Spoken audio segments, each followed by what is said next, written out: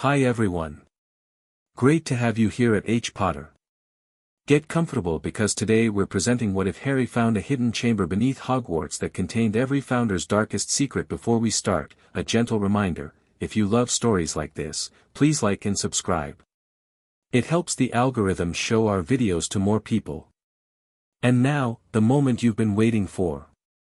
Chapter 1, The Chamber Below. Harry sprinted through the darkened corridor of Hogwarts' 5th floor, his footsteps echoing despite his best efforts to move quietly. Behind him, the wheezing breaths of Filch grew fainter as Harry put distance between them. He hadn't meant to be out after curfew, but after another sleepless night plagued by visions of Voldemort, the castle walls had felt suffocating. Bloody hell, Harry muttered, skidding around a corner and pressing his back against the cold stone. He clutched the Marauder's map tightly, eyes scanning for Filch's dot. The caretaker was moving in the wrong direction now, but Mrs. Norris was dangerously close. Harry glanced up and down the corridor, looking for somewhere to hide. This part of the castle was unfamiliar, an older section that students rarely visited. The walls here seemed rougher, the torchlight dimmer, the portraits fewer and grimier. A sound from around the corner sent Harry diving behind a suit of armor. He held his breath as Mrs. Norris padded past, her lamp-like eyes scanning the darkness. After she disappeared, Harry exhaled and looked at his surroundings more carefully. The wall beside him wasn't quite right. Harry had spent enough time at Hogwarts to recognize the subtle signs of magical concealment. A slight shimmer in the stonework, a pattern that didn't quite match the surrounding blocks. "Alohomora," Harry whispered, tapping the wall with his wand. Nothing happened. He ran his fingers along the stones, feeling for any mechanism. When his hand passed over a particular spot, he felt a strange tingling sensation. On a hunch, Harry leaned closer to examine it. Carved into the stone was a tiny, barely visible snake. Without thinking, Harry whispered in Parseltongue, "Open." The wall shuddered, and Harry jumped back as stones shifted and rearranged themselves. A narrow passage appeared where solid wall had been moments before. Harry hesitated only briefly before slipping inside. The passage sealed itself behind him. "Lumos," Harry said, his wand illuminating a steep staircase that descended into darkness. The air felt different here, older, charged with magic that made the hair on his arms stand up. Harry moved carefully down the stairs, counting each step under his breath. At 37, the staircase leveled out into a small landing with another door. This one was made of ancient wood with iron banding. No obvious handle or keyhole presented itself. "Another puzzle," Harry muttered. "Let's try the simple solution first." He tried Parseltongue again. "Open." Nothing happened. Harry examined the door more carefully. Small carvings decorated the frame, not snakes this time, but lions. Harry touched one of them, and it seemed to shift under his finger. "Godric Gryffindor?" Harry whispered, thinking aloud. The lion carving suddenly glowed red, and Harry felt a sharp pain in his fingertip. He yanked his hand back to find a tiny puncture wound. A drop of blood welled up.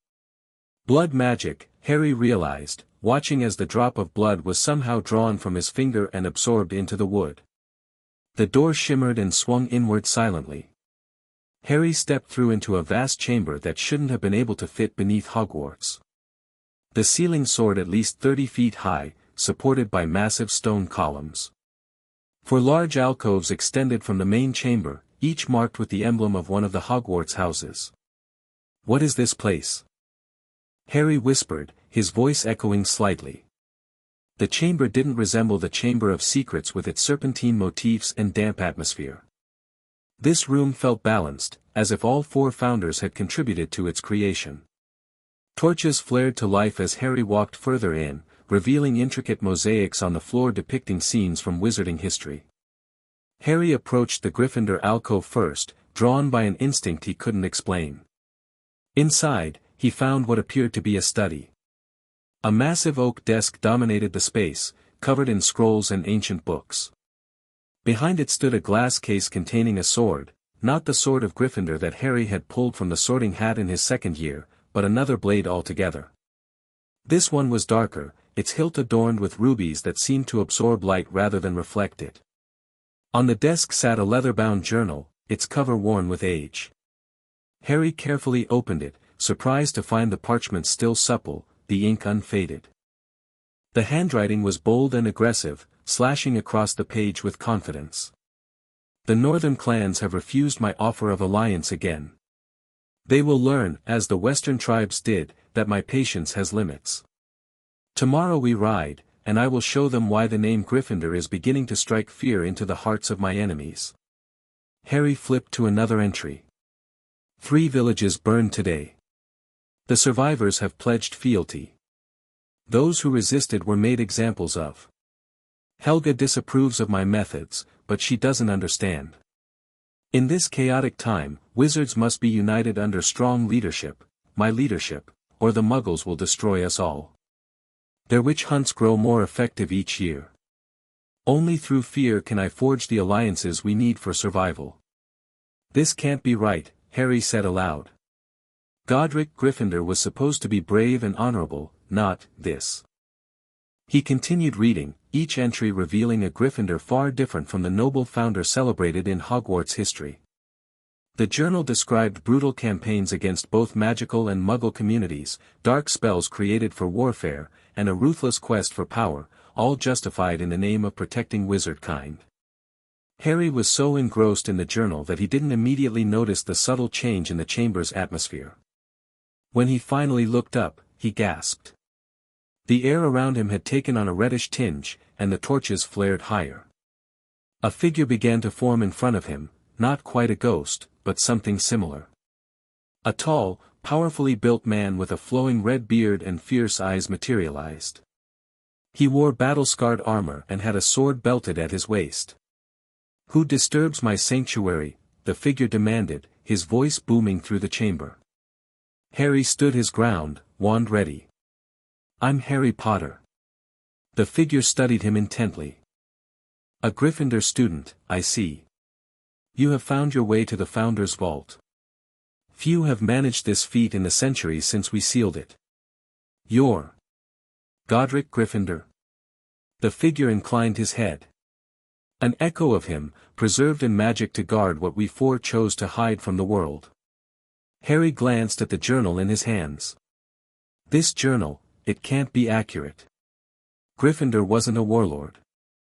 The echo laughed, a harsh sound that echoed off the stone walls. "History remembers what the victors wish it to remember, boy. Godric Gryffindor united the wizarding clans of Britain through courage, yes, but also through blood and fire when necessary. Why hide this? Why create this chamber? Each founder had knowledge and creations they came to regret. As Hogwarts grew, as students filled these halls, we realized certain truths should not be taught. Yet we could not bring ourselves to destroy our life's work. This vault holds what we deemed too dangerous for common knowledge." Harry looked around at the 4 alcoves. "So each section contains the darkest achievements of each founder," the echo confirmed. "Magic begun with noble intentions that led to unfortunate ends." Before Harry could ask more questions, the echo of Gryffindor faded, leaving Harry alone with the journal.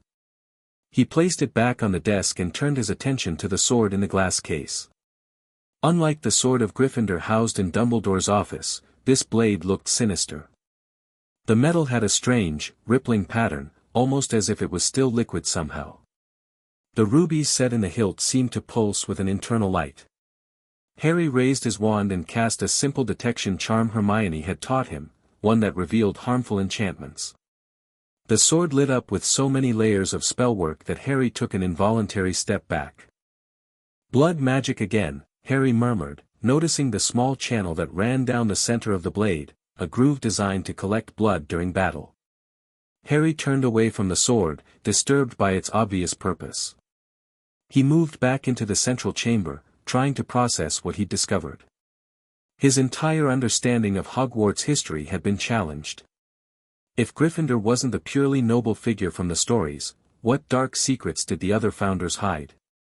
A glint of something metallic caught Harry's eye. Near the center of the chamber was a pedestal he hadn't noticed before. On it sat a small silver device resembling a miniature model of the solar system, similar to the one Harry had seen in Dumbledore's office, but more intricate. Harry approached it cautiously. As he drew near, the tiny planets began to rotate, and he felt a strange pulling sensation in his mind. Images flashed before his eyes, 4 figures standing in this very chamber, arguing heatedly, a massive battle with wizards hurling spells of incredible destructive power, a ritual circle with something terrible taking shape in its center. Harry pulled back, breaking the connection. His heart raced, and sweat beaded on his forehead. Whatever the device was, it contained memories, not just of Gryffindor, but of all 4 founders. Too much for one night, Harry said to himself, checking his watch. It was nearly 3 in the morning. He needed to get back to Gryffindor Tower before his absence was noticed.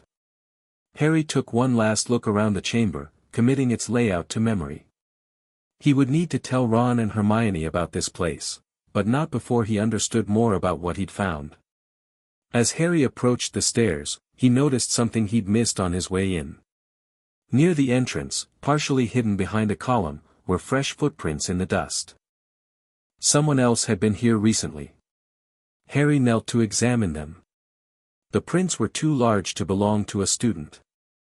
A professor, perhaps. Or someone else entirely. With this unsettling question weighing on his mind, Harry ascended the stairs.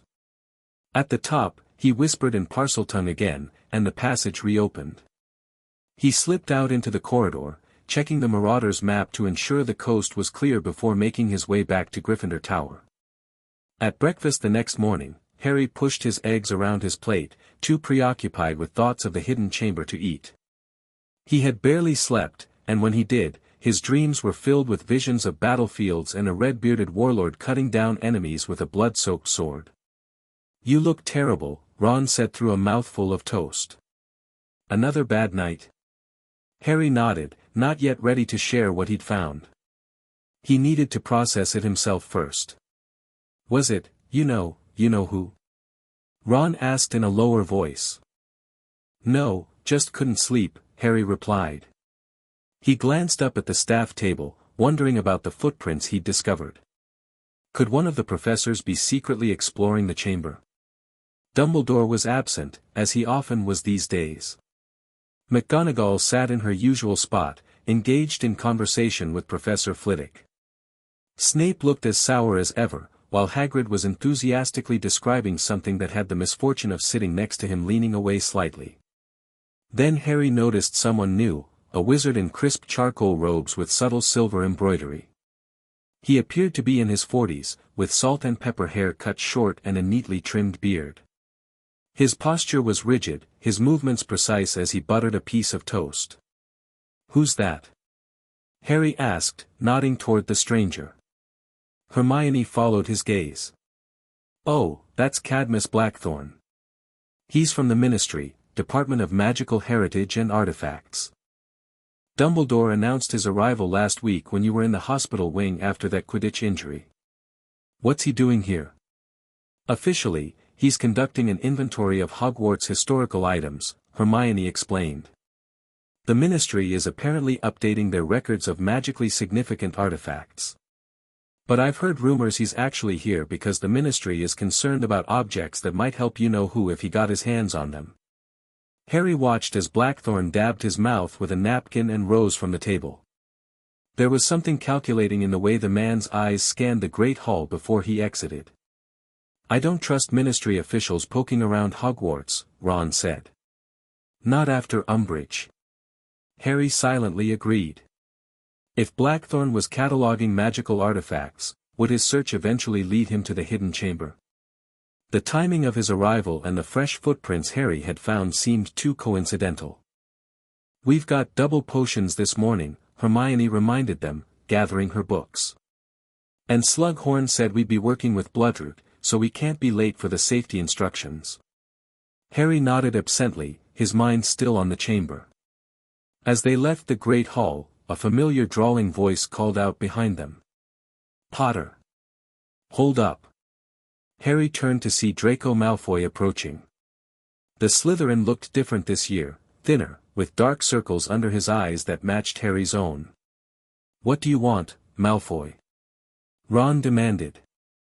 Malfoy ignored him, focusing on Harry. "We need to talk." "We really don't," Harry replied, turning to leave. "It's about what you found last night." Harry froze. How could Malfoy possibly know about the chamber? He turned back slowly. "What are you talking about?" Malfoy glanced around, then lowered his voice. "Not here. Meet me in the empty charms classroom during lunch. Come alone." Before Harry could respond, Malfoy walked away. "What was that about?" Hermione asked, her brow furrowed with concern. Harry hesitated, then made a decision. "I found something last night. Something big. I'll tell you both, but not here." They agreed to skip lunch and find somewhere private to talk. The morning dragged by, with Harry struggling to focus on his classes. In potions, he nearly added the wrong ingredient to his cauldron twice, earning a concerned look from Slughorn. When lunch finally arrived, Harry led Ron and Hermione to the room of requirement, deciding it was safer than risking being overheard elsewhere. Once inside a comfortable study space the room had provided, Harry told them everything, finding the hidden passage, the chamber below, Gryffindor's journal, the echo, and the footprints. "Bloody hell," Ron whispered when Harry finished. "A secret chamber with all the Founder's darkest secrets. That's incredibly dangerous," Hermione completed. "If this place contains what the Founders considered too dangerous to share, we should tell Dumbledore immediately."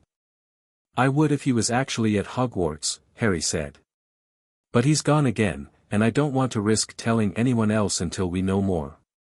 Especially with this ministry official snooping around." "You think Blackthorne might be looking for the chamber?"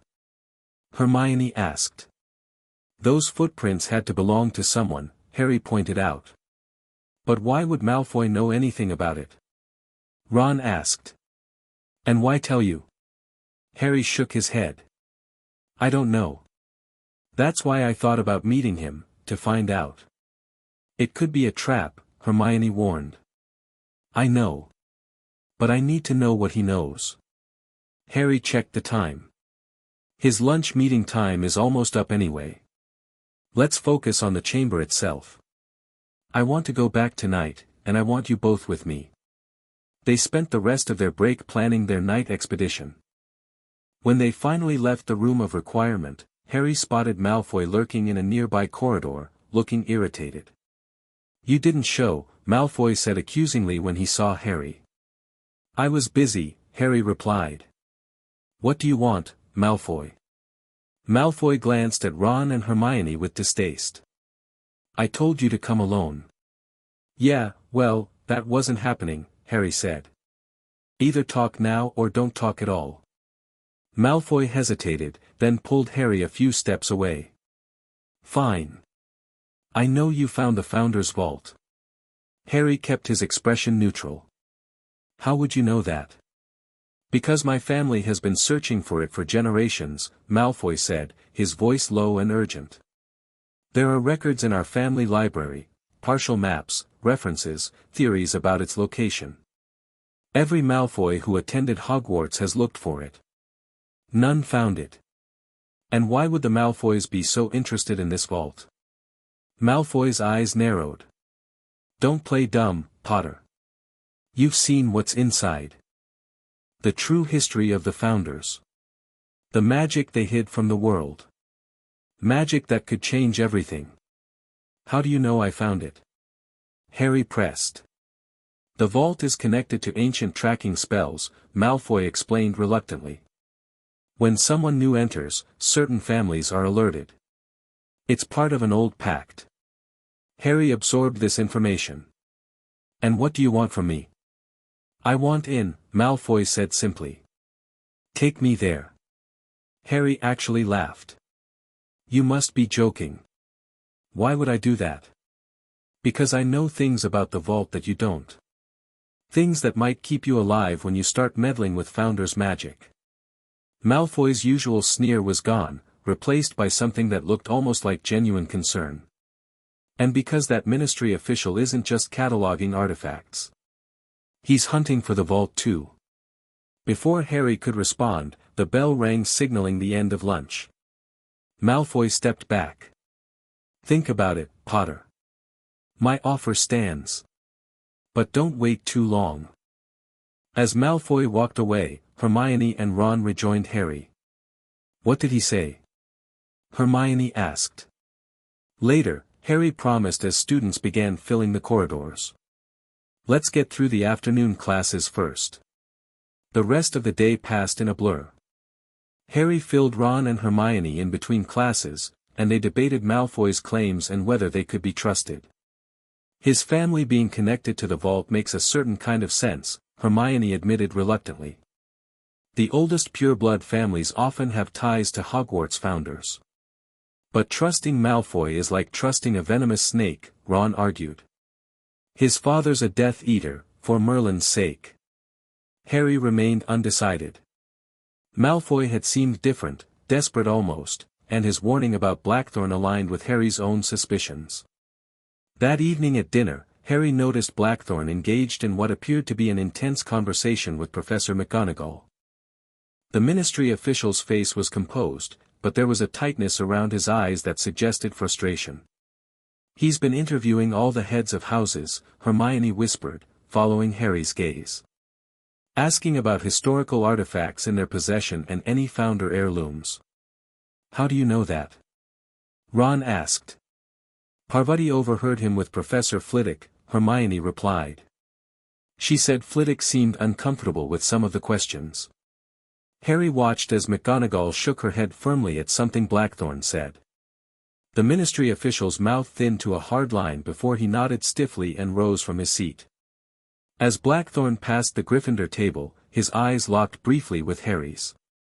There was something calculating in that gaze that sent a chill down Harry's spine. He's definitely up to something, Harry muttered once Blackthorne had left the Great Hall. Later that night, Harry, Ron, and Hermione huddled under the invisibility cloak, moving carefully through the deserted corridors toward the hidden passage Harry had found. The Marauder's map showed Filch patrolling the 3rd floor and Mrs. Norris on the 7th, leaving their path clear. It should be just around this corner, Harry whispered, guiding them down the dimly lit 5th floor corridor. They reached the section of wall with the hidden snake carving. Harry pulled off the cloak and touched the small snake, whispering in Parseltongue, "Open." The stones shifted just as they had the night before, revealing the narrow passage. "Wicked," Ron breathed. "Remember what I told you," Harry said as they lit their wands. "The chamber's magic is old and powerful. Don't touch anything unless I say it's safe." They descended the 37 steps to the landing with the wooden door. Harry explained about the blood magic and pressed his finger to the lion carving. The door recognized him from before and swung open without requiring another blood tribute. Ron and Hermione gasped as they entered the main chamber. The torches flared to life, illuminating the vast space with its 4 alcoves and central pedestal. "This is incredible," Hermione whispered, turning slowly to take in the mosaics on the floor and the soaring ceiling. "I've read every book on Hogwarts history, and there's never been any mention of this place." "That was rather the point," a new voice said. All 3 spun around, wands raised.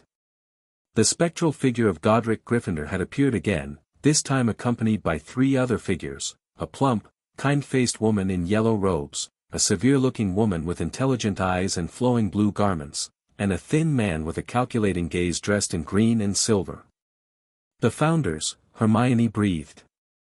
"Echoes of us," corrected the blue-robed woman. "Preserved in magic to guard this vault. I am what remains of Rowena Ravenclaw's consciousness." "Helga Hufflepuff," said the yellow-robed woman with a gentle nod. "Salazar Slytherin," the green-robed man said, his eyes fixed on Harry with particular interest.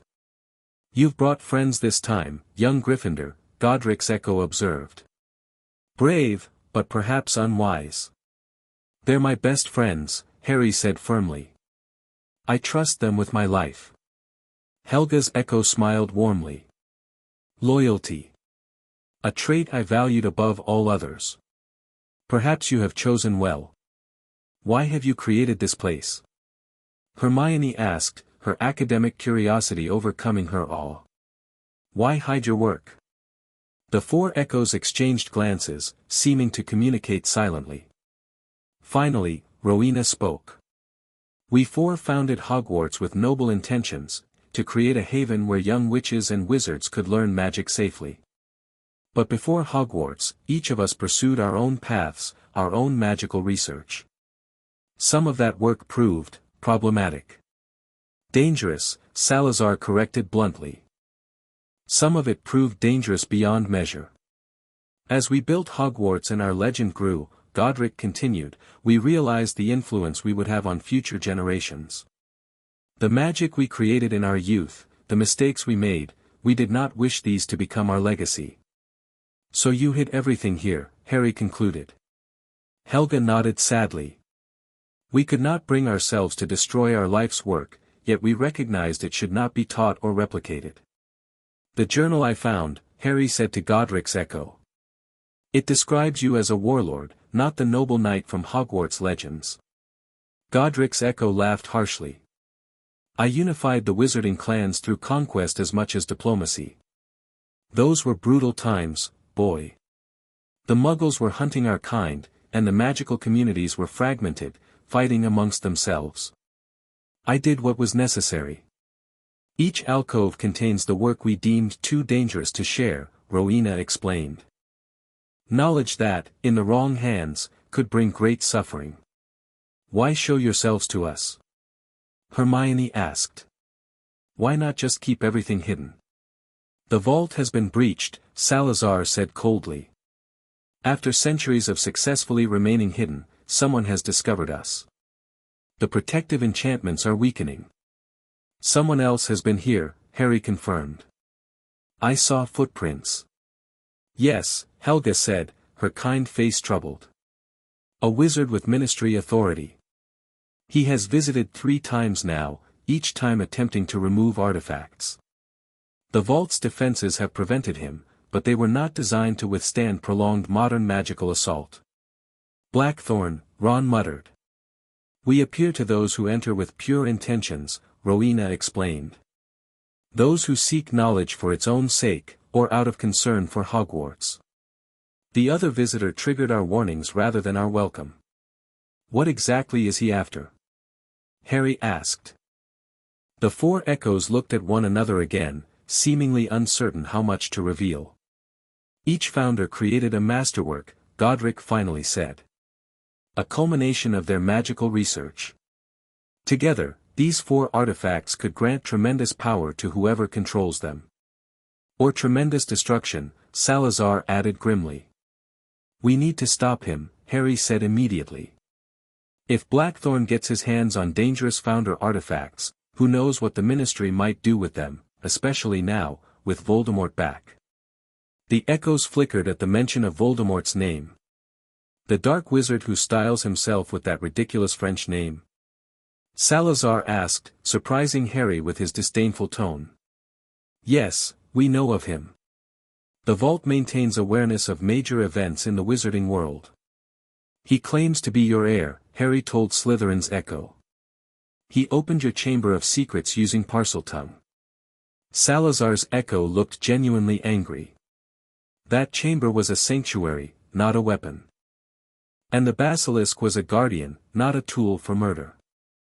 This pretender has twisted my legacy just as history has twisted my intentions. Before Harry could ask more about this surprising revelation, the chamber trembled slightly.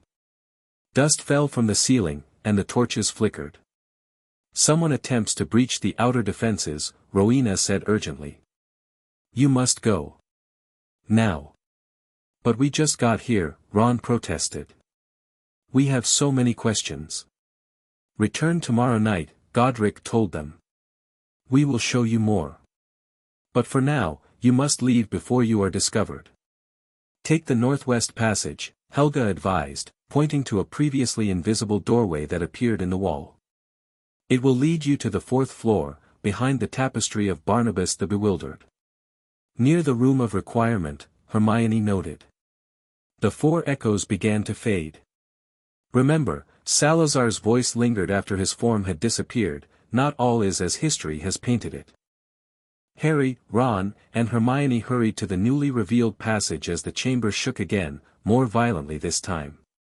They climbed a different set of stairs, narrower and steeper than the ones they had descended. After a couple of minutes, they emerged exactly where Helga had promised, behind the familiar tapestry on the fourth floor. They quickly checked the map to ensure the coast was clear, then made their way back to Gryffindor Tower under the invisibility cloak. That was bloody brilliant, Ron whispered as they climbed through the portrait hole into the mercifully empty common room. The actual founders, or their echoes, whatever, talking to us. And completely contradicting everything we've been taught about them, Hermione added, sinking into an armchair. If what they're saying is true, Hogwarts history has been sanitized beyond recognition. Did you notice how defensive Slytherin got when I mentioned Voldemort? Harry said, sitting opposite her. He seemed genuinely angry that his legacy had been distorted. It makes you wonder what else we've gotten wrong, Hermione mused. I'm more concerned about Blackthorne, Harry said. If he's trying to break into the vault for these masterwork artifacts the founders mentioned, we need to find out why. And what they are, Ron added. They didn't actually tell us what these masterworks do. We should check the library, Hermione suggested predictably. There might be obscure references that could help us understand what we're dealing with. We'll need to be careful, Harry warned. If Blackthorne realizes we know about the vault, he'll either try to stop us or use us to get what he wants. What about Malfoy? Ron asked. Are you going to tell him? Harry considered the question. Not yet. I want to know more first. And I still don't trust his motives. They agreed to meet in the library during their free period the next day to research the founder's history, looking for any oblique references to hidden works or mysterious artifacts. With their plan set, they finally headed to their dormitories, their minds racing with questions about the vault and its secrets. Harry's sleep that night was plagued by vivid dreams. He saw Godric Gryffindor leading an army of wizards against a village, flames consuming thatched roofs as residents fled screaming. He witnessed a woman who resembled Hufflepuff standing in a garden of grotesquely twisted plants that seemed half-human. He observed Ravenclaw inscribing runes into a human skull that still had flesh attached to it. And most disturbing of all, he watched Slytherin calmly explaining to the other three why their creations needed to be hidden, tears streaming down his face as he described the consequences of their unchecked ambitions. Harry woke with a gasp, his scar prickling uncomfortably. The dormitory was still dark, pre-dawn light barely visible through the windows. He sat up, rubbing his forehead. The pain wasn't the searing agony that accompanied visions from Voldemort, but a duller, persistent ache. Unable to fall back asleep, Harry pulled out the Marauder's map and whispered, I solemnly swear that I am up to no good.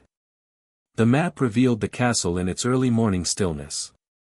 Most dots were stationary in dormitories or staff quarters. Filch was in his office. Mrs. Norris was prowling the dungeons. And a dot labeled, Cadmus Blackthorne, was moving along the fifth-floor corridor, near the hidden entrance to the vault. Harry watched as Blackthorne's dot paced back and forth in the area where the concealed door was located. After several minutes, the dot moved away, heading toward the quarters assigned to visiting ministry officials. What was Blackthorne doing at this hour? Was he trying different methods to breach the vault's defenses?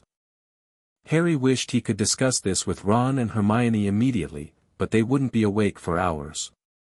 Since sleep was unlikely to return, Harry decided to get an early start on their research. He dressed quietly, grabbed his invisibility cloak, and headed for the library. The castle was eerily silent as Harry made his way through the corridors. He kept the map open, alert for any sign of Filch or teachers on early morning patrols. When he reached the library, he used a simple unlocking charm to open the door. Normally, such a basic spell wouldn't work on Hogwarts doors after hours, but Madame Pants relied more on her fearsome reputation than magical locks to keep students away. Harry navigated to the history section and began pulling books on Hogwarts founders. Most contained the same sanitized tales they'd been taught in History of Magic: Gryffindor the brave knight, Hufflepuff the kind teacher, Ravenclaw the brilliant scholar, and Slytherin the ambitious but ultimately dark wizard who left the school over disagreements about admitting Muggle-born students. After an hour of fruitless searching, Harry moved to the restricted section. Without a signed note from a professor, he wouldn't normally have access, but the invisibility cloak gave him freedom to explore. Here, the books were older and less organized. Harry passed volumes that whispered as he approached and others that seemed to shift away from his touch. Finally, on a back shelf, he found what he was looking for, a tome titled Forgotten Histories: The Untold Origins of Modern Wizardry. Harry carefully removed the book, which thankfully didn't scream or bite. He took it to a secluded corner and began reading by wandlight. The chapter on Hogwarts' founding was far more detailed than any he'd seen before, describing the political and social climate of wizarding Britain in the founders' time. One passage particularly caught his attention: while modern accounts portray the four founders as united in purpose until Slytherin's departure, contemporary sources suggest a more complex relationship. Each founder brought not only great magical talent but also troubling histories to Hogwarts' creation. Gryffindor's military campaigns had unified the wizarding clans but at great cost to those who opposed him. Hufflepuff's experimental hybridization of magical plants and creatures raised ethical concerns among her peers. Ravenclaw's exploration of mind magics crossed boundaries that would later be codified as unforgivable. And Slytherin, contrary to popular belief, was known in his time as much for his role as ethical arbiter as for his ambition. The founders' falling out, rather than being solely about blood purity as commonly reported, appears to have centered on a disagreement about the responsibility of powerful wizards to limit dangerous knowledge. Historical records indicate the four created a secret repository within Hogwarts to contain magical artifacts and knowledge deemed too dangerous for general education. The exact nature and location of this repository remain unknown, though rumors of a Founder's Vault persist in obscure historical accounts. Harry reread the passage several times. Here was written confirmation of everything the echoes had told them. He was about to read further when he heard a noise from the library entrance. Checking the map, he saw Madame Pants arriving for the day.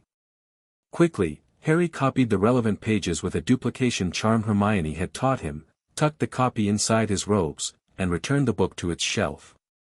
He slipped out a side entrance just as Madame Pants was unlocking the main doors, and hurried back to Gryffindor Tower to wait for his friends. "This confirms everything they told us," Hermione said excitedly when Harry showed her and Ron the copied pages at breakfast. They were sitting at the end of the Gryffindor table, heads bent close together over the parchment. "The Founder's Vault is mentioned in historical records, even if the details were lost. Look at this part about Slytherin being an ethical arbiter," Harry pointed out. "That matches what his echo said about trying to contain the others' dangerous creations." "It's like everything we've been taught is backward," Ron said, munching on a piece of bacon. "Slytherin was the good guy, and the others were doing dodgy magic." "I wouldn't go that far," Hermione cautioned. "But it does suggest a more nuanced reality than the simple good versus evil narrative we've been given." Harry glanced up at the staff table. Blackthorne was there again, looking tired with dark circles under his eyes. His gaze periodically swept the great hall in a way that seemed more vigilant than casual. "I saw Blackthorne on the map this morning," Harry told them quietly. "Around 4 a.m., he was near the vault entrance." "Trying to get in again?" Ron asked. Harry nodded. "Seems like it. We need to find out more about him. What his real agenda is." "I can ask around," Hermione offered. "The Ravenclaws might know more about someone from the Department of Magical Heritage." Their planning was interrupted by the arrival of the morning mail. Owls swooped into the great hall, dropping packages and letters to students below. A handsome eagle owl landed in front of Harry, extending its leg to deliver a small, folded note. Harry took it cautiously, not recognizing the owl. He unfolded the parchment to find a short message in elegant script: "Potter, I know you found it. The situation is more urgent than you realize. Ministry tracking spells detected attempted removals of artifacts from the vault last night. Meet me by the Black Lake after your last class today. I have information about Blackthorn you need to hear. DM Malfoy again, Harry said, showing the note to Ron and Hermione.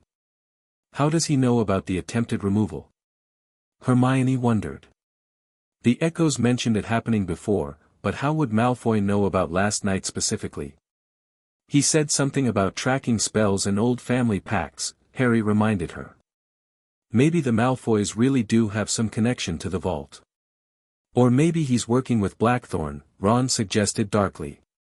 I don't think so, Harry said after a moment's consideration. Malfoy seemed genuinely concerned, and he specifically warned me about Blackthorn. I think I should meet him. We'll come with you, Ron insisted. Harry shook his head. No, he'll clam up if you're there. I'll meet him alone, but nearby where you can see us. If anything seems off, you can intervene. They reluctantly agreed to this plan. As they left the Great Hall for their first class, Harry noticed Blackthorn watching him with unconcealed interest. The ministry official's gaze followed Harry until he disappeared from view, leaving Harry with a growing sense of unease. The day dragged by slowly. In charms, Harry could barely focus on the atmospheric charms they were practicing, twice creating a miniature thunderstorm over his desk instead of the gentle breeze Professor Flitwick had demonstrated. In transfiguration, he managed to turn his hedgehog into a pincushion that still scurried around the desk, earning a disapproving look from Professor McGonagall. During their free period, the trio continued their research in the library. Hermione found several obscure references to powerful artifacts created by the founders. Hufflepuff was rumored to have created a living plant capable of producing resurrection-like effects. Ravenclaw had allegedly developed a device that could extract and store memories or thoughts. Gryffindor was said to have forged weapons imbued with his enemy's life force. And Slytherin had reportedly created a magical mirror that revealed absolute truth, regardless of concealment charms or polyjuice. Potion. If these are the masterworks the echoes mentioned, Hermione said worriedly, I can see why they'd want to keep them hidden. Together, they could make someone nearly unstoppable. And explain why Blackthorn is so determined to get his hands on them, Harry added. After their last class of the day, Harry made his way to the Black Lake while Ron and Hermione positioned themselves nearby, pretending to study under a tree where they could observe without being obvious. Malfoy was already waiting, skipping stones across the lake's dark surface with uncharacteristic restlessness. He straightened when he saw Harry approaching. You're late, Potter, he said, though without his usual malice. Had to finish a transfiguration essay, Harry lied. What's this urgent information you have? Malfoy glanced around to ensure they weren't being overheard. Blackthorn isn't who he claims to be. Big surprise, Harry replied dryly. Who is he, then? He used to work for the Department of Mysteries, an unspeakable, Malfoy said. He was dismissed last year for unauthorized experiments combining dark magic with founder artifacts. My father knew him. And how do you know this? Malfoy's pale face flushed slightly. I overheard conversations at home, before my father was sent to Azkaban. Blackthorn believes the founders created objects of immense power. He's obsessed with finding them. Why tell me this? What's your angle, Malfoy? Malfoy hesitated, seeming to battle with himself before answering. The Malfoy family has served as guardians of knowledge about the Founders' Vault for generations. It's a magical obligation passed down from Salazar Slytherin himself. You expect me to believe Slytherin trusted your family with his secrets? Not just my family, Malfoy admitted reluctantly.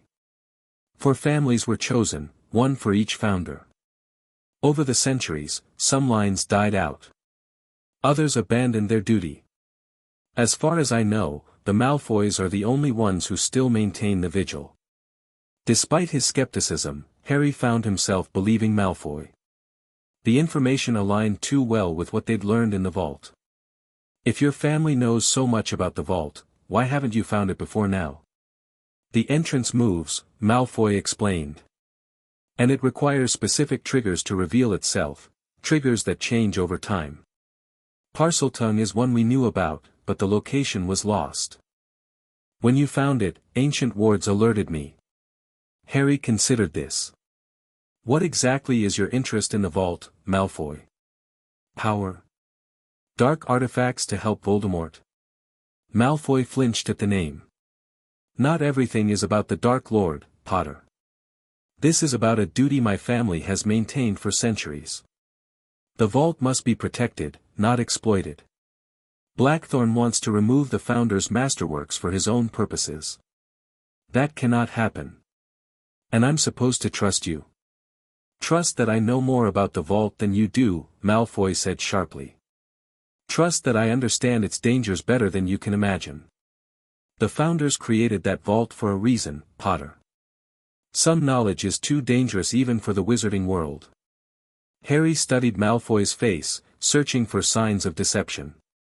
To his surprise, he found none, only earnest concern and what appeared to be genuine fear. What do you propose? Harry finally asked. Let me help you protect the vault from Blackthorne, Malfoy said. I have information about the defenses, the artifacts, the history that you don't.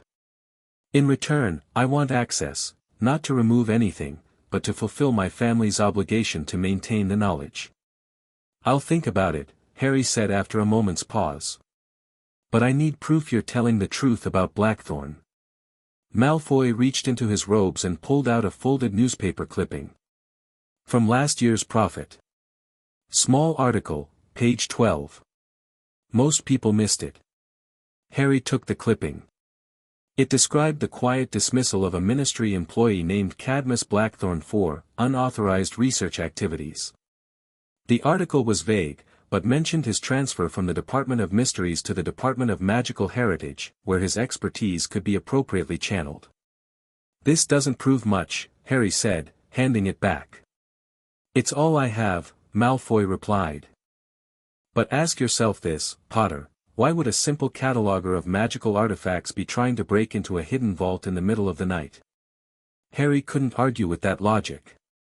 I'll consider what you've said. No promises. As Harry turned to leave, Malfoy called after him. Potter. Be careful in there. The magic in that vault, it affects people. Changes them. The longer you spend with it, the more it gets into your head. Harry nodded in acknowledgement, unsettled by the warning. He rejoined Ron and Hermione, who were watching with barely disguised curiosity. Well? Ron demanded as they walked back toward the castle. What did the ferret want? Harry filled them in on Malfoy's claims and warnings. Hermione looked thoughtful when he finished.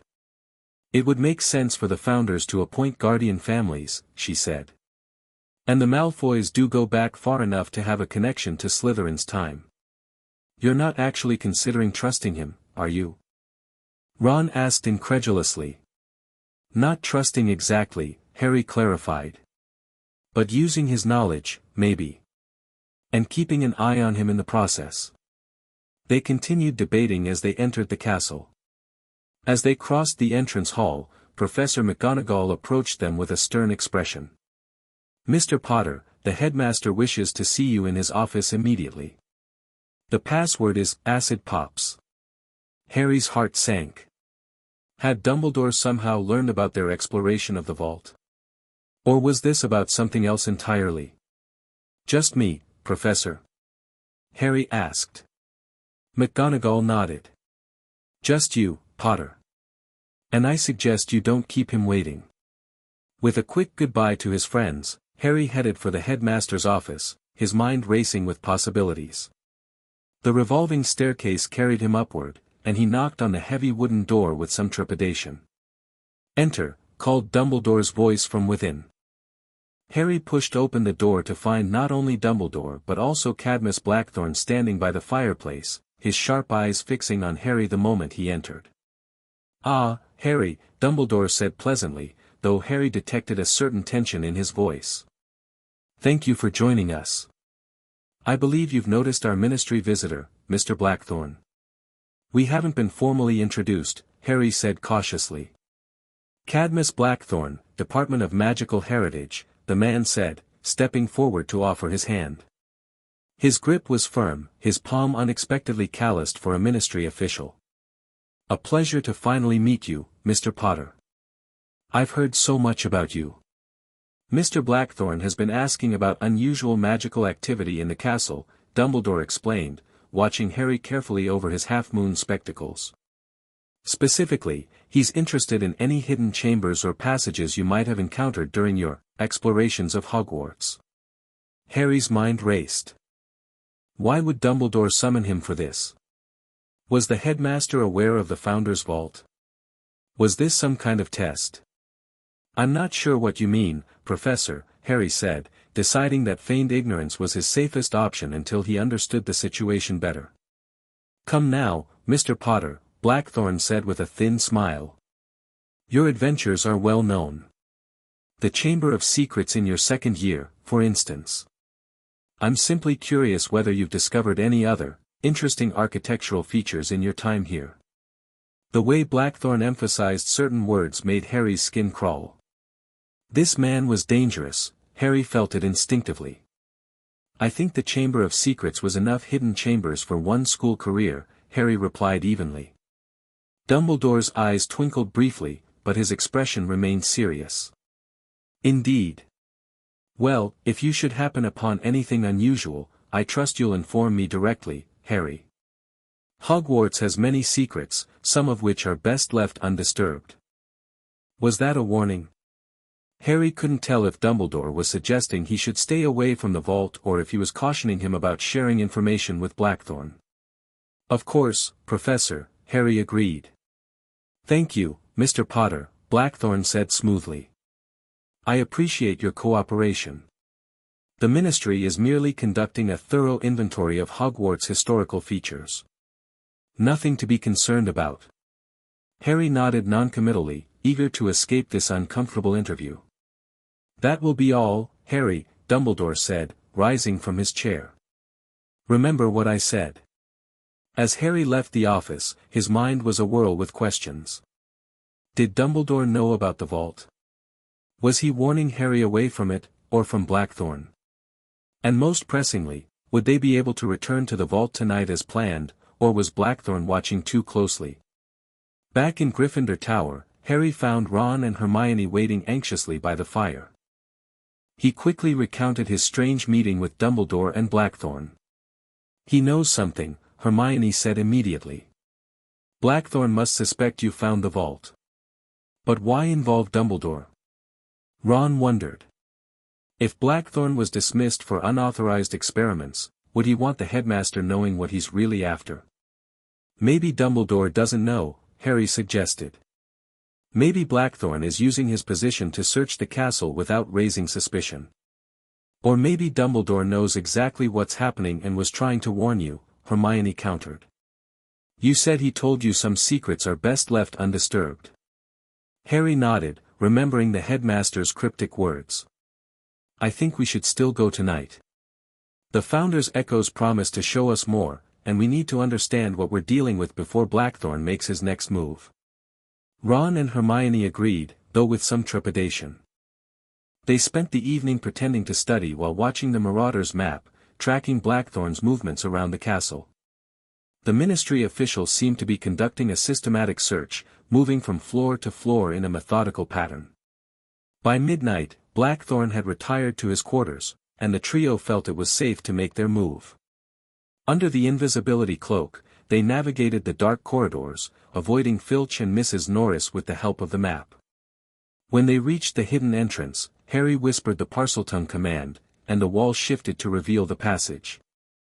They descended quickly, reaching the wooden door where Harry activated the blood magic lock. The door swung open, and they entered the vault once more. The chamber looked different tonight. The torches burned with a blue flame instead of orange, casting an eerie light over the mosaics and columns.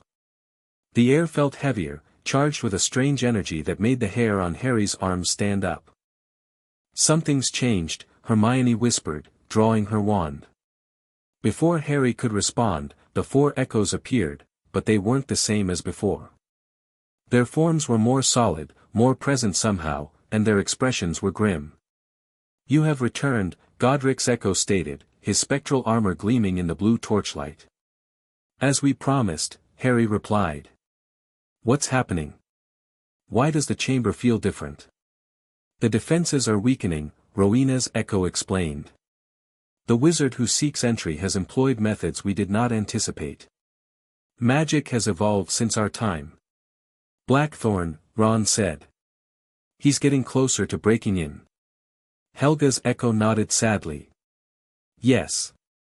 And as the outer barriers weaken, the inner magic grows stronger in compensation. You feel it now, the power we contained here, straining against its bonds." "We need to know what exactly is in this vault," Harry said firmly. "What are these masterworks you mentioned? Why are they so dangerous?" The four echoes exchanged looks again, seemingly coming to a silent agreement. "Very well," Salazar's echo said. "We will show you. But be warned, knowledge cannot be unlearned. What you see may change how you view magic itself." Godric's echo gestured, and the central pedestal Harry had noticed during his first visit began to glow. The miniature solar system device rotated faster, emitting a soft humming sound. "This is the astrolabe of memory," Rowena explained. "My contribution to this vault. It contains the collected memories and knowledge of all four founders. Through it, we can show you what you wish to see." "Approach," Godric commanded. Harry, Ron, and Hermione moved closer to the pedestal. As they did, the spinning planets blurred into streaks of light that expanded outward, surrounding them in a sphere of swirling images and sounds, like being inside a pensieve, but more immediate and overwhelming. "Behold the truth of our legacies," Helga's voice echoed around them. "Judge us not by the sanitized tales of history, but by our own actions and choices." The swirling light solidified into a scene, a battlefield where a younger Godric Gryffindor, his red hair and beard free of grey, led an army of wizards against a fortified settlement. Harry, Ron, and Hermione watched in horror as Gryffindor wielded the dark sword Harry had seen in the glass case, each strike seeming to drain the life from his opponents and strengthen him in return. "The bloodthirster," Godric's echo narrated as they watched. "My greatest creation and deepest shame. A blade that consumes the life force of those it slays, transferring their strength, their magic, even fragments of their knowledge to its wielder." The scene shifted to show Gryffindor returning to a camp where other wizards recoiled from him in fear. His eyes glowed with an unnatural light, his movements were too quick, too fluid to be entirely human. "The sword changed me," Godric's voice continued. "With each life it took, I became stronger but less myself. The power was intoxicating, and terrifying." The scene dissolved into new images, a lush garden unlike any Harry had ever seen. Plants of impossible colors and shapes grew in carefully tended beds. At the center stood Helga Hufflepuff, younger and more vibrant than her echo, carefully tending to what appeared to be a hybrid of a mandrake and a human child. "My amaranthine garden," Helga's echo explained as they watched her younger self gently water the grotesque creation. "After losing my children to a pox epidemic, I became obsessed with creating life that could not die. I combined human essence with magical plants, seeking to create vessels that could house the souls of the deceased." The scene showed Hufflepuff weeping over a small, gnarled creature that reached for her with leafy appendages that resembled tiny hands. The creature's face held disturbingly human features, its eyes filled with recognition and pain. "I nearly succeeded," Helga's voice broke as she narrated. "But what I created was neither human nor plant, it existed in constant suffering, unable to truly live or die. My pursuit of conquering death only created a new form of torment." Ron looked pale, and Hermione had tears in her eyes as the scene shifted again. This time, they saw Rowena Ravenclaw standing before a complex apparatus of silver and crystal. She held what appeared to be a human skull modified with intricate runes and metalwork. "The Thought Harvester," Rowena's echo said as they watched her younger self place the skull on a person who sat in a chair, their expression blank and compliant. "I sought to collect and preserve the knowledge of great minds. To create a repository of all human wisdom. The person in the chair began to shake violently as glowing threads of silver-blue light were pulled from their head into the modified skull. Their features became increasingly vacant until they slumped forward, drooling slightly, eyes empty of all intelligence. I did not anticipate the full consequences, Rowena continued as they watched in horror. The device did not copy thoughts, it extracted them completely, leaving its subjects hollow shells. I had created a magic that destroyed minds while preserving their contents. The ultimate theft of self. The scene changed one final time. They now saw Salazar Slytherin standing before a tall mirror with a frame of twisted silver serpents. His expression was grave as he faced an angry Godric Gryffindor. The mirror of absolute truth, Salazar's echo explained. Unlike the others, my masterwork was created not to gain power but to contain it. The mirror reveals all deceptions, all illusions, all hidden things, including the darkness growing within a person's soul. They watched as Slytherin forced Gryffindor to look into the mirror. Gryffindor recoiled in horror at whatever he saw reflected there. I created the mirror to serve as a check against our growing powers, Salazar continued. When I saw how Godric's sword was changing him, how Helga's garden was corrupting her compassion into obsession, how Rowena's pursuit of knowledge had led her to violate the very mind she claimed to revere, I knew someone had to stand against our excesses. The scene expanded to show all four founders arguing heatedly in what appeared to be an early version of the Great Hall. Our disagreement was never about blood purity, Slytherin's voice explained. It was about responsibility. About the limits of what magic should accomplish. I argued that some knowledge was too dangerous to teach, that some magic should be constrained. The others resisted until they saw in my mirror what they were becoming. They watched as each founder, one by one, looked into the mirror of absolute truth and emerged shaken, tears streaming down their faces. It was then we agreed to create this vault, Godric's echo picked up the narrative. To hide away our most dangerous creations and the knowledge of how they were made. But we could not bring ourselves to destroy them completely, Helga added. A failing of pride, Rowena acknowledged. We told ourselves future generations might need this knowledge, might find a way to use it responsibly where we had failed. And so we compromised, Salazar concluded. We sealed away our masterworks and the knowledge behind them, protected by the strongest magic we could devise. The swirling images faded, and Harry, Ron, and Hermione found themselves back in the chamber, the astrolabe of memory spinning slowly on its pedestal before them. For a long moment, none of them spoke, too overwhelmed by what they had witnessed. Those artifacts, Harry finally said, his voice hoarse. They're still here. In this vault. The four echoes nodded solemnly. Each in its respective alcove, Godric confirmed. Protected by our strongest enchantments. And Blackthorne is trying to get his hands on them, Ron said, his face still pale from what they'd seen. Bloody hell. Why show us this? Hermione asked. Why trust us with this knowledge? Because the vault has chosen you, Helga explained gently. Just as it once chose guardian families to maintain the knowledge of its existence. Malfoy mentioned that, Harry said. He claims his family was appointed by Slytherin. Salazar's echo nodded. The Malfoy line, yes. They have maintained their vigil, though not always with pure intentions. The other families have either died out or abandoned their duty. Why has the vault chosen us specifically? Harry pressed. The vault recognizes those with the potential to protect its secrets, Rowena said. It sensed something in you, Harry Potter, a soul that has faced darkness yet remained uncorrupted by it. And your friends, Godric added, looking at Ron and Hermione. Loyalty and wisdom to balance your courage. Together, you represent what we four once were, before our pursuits led us astray. What do you want us to do? Harry asked, already suspecting the answer.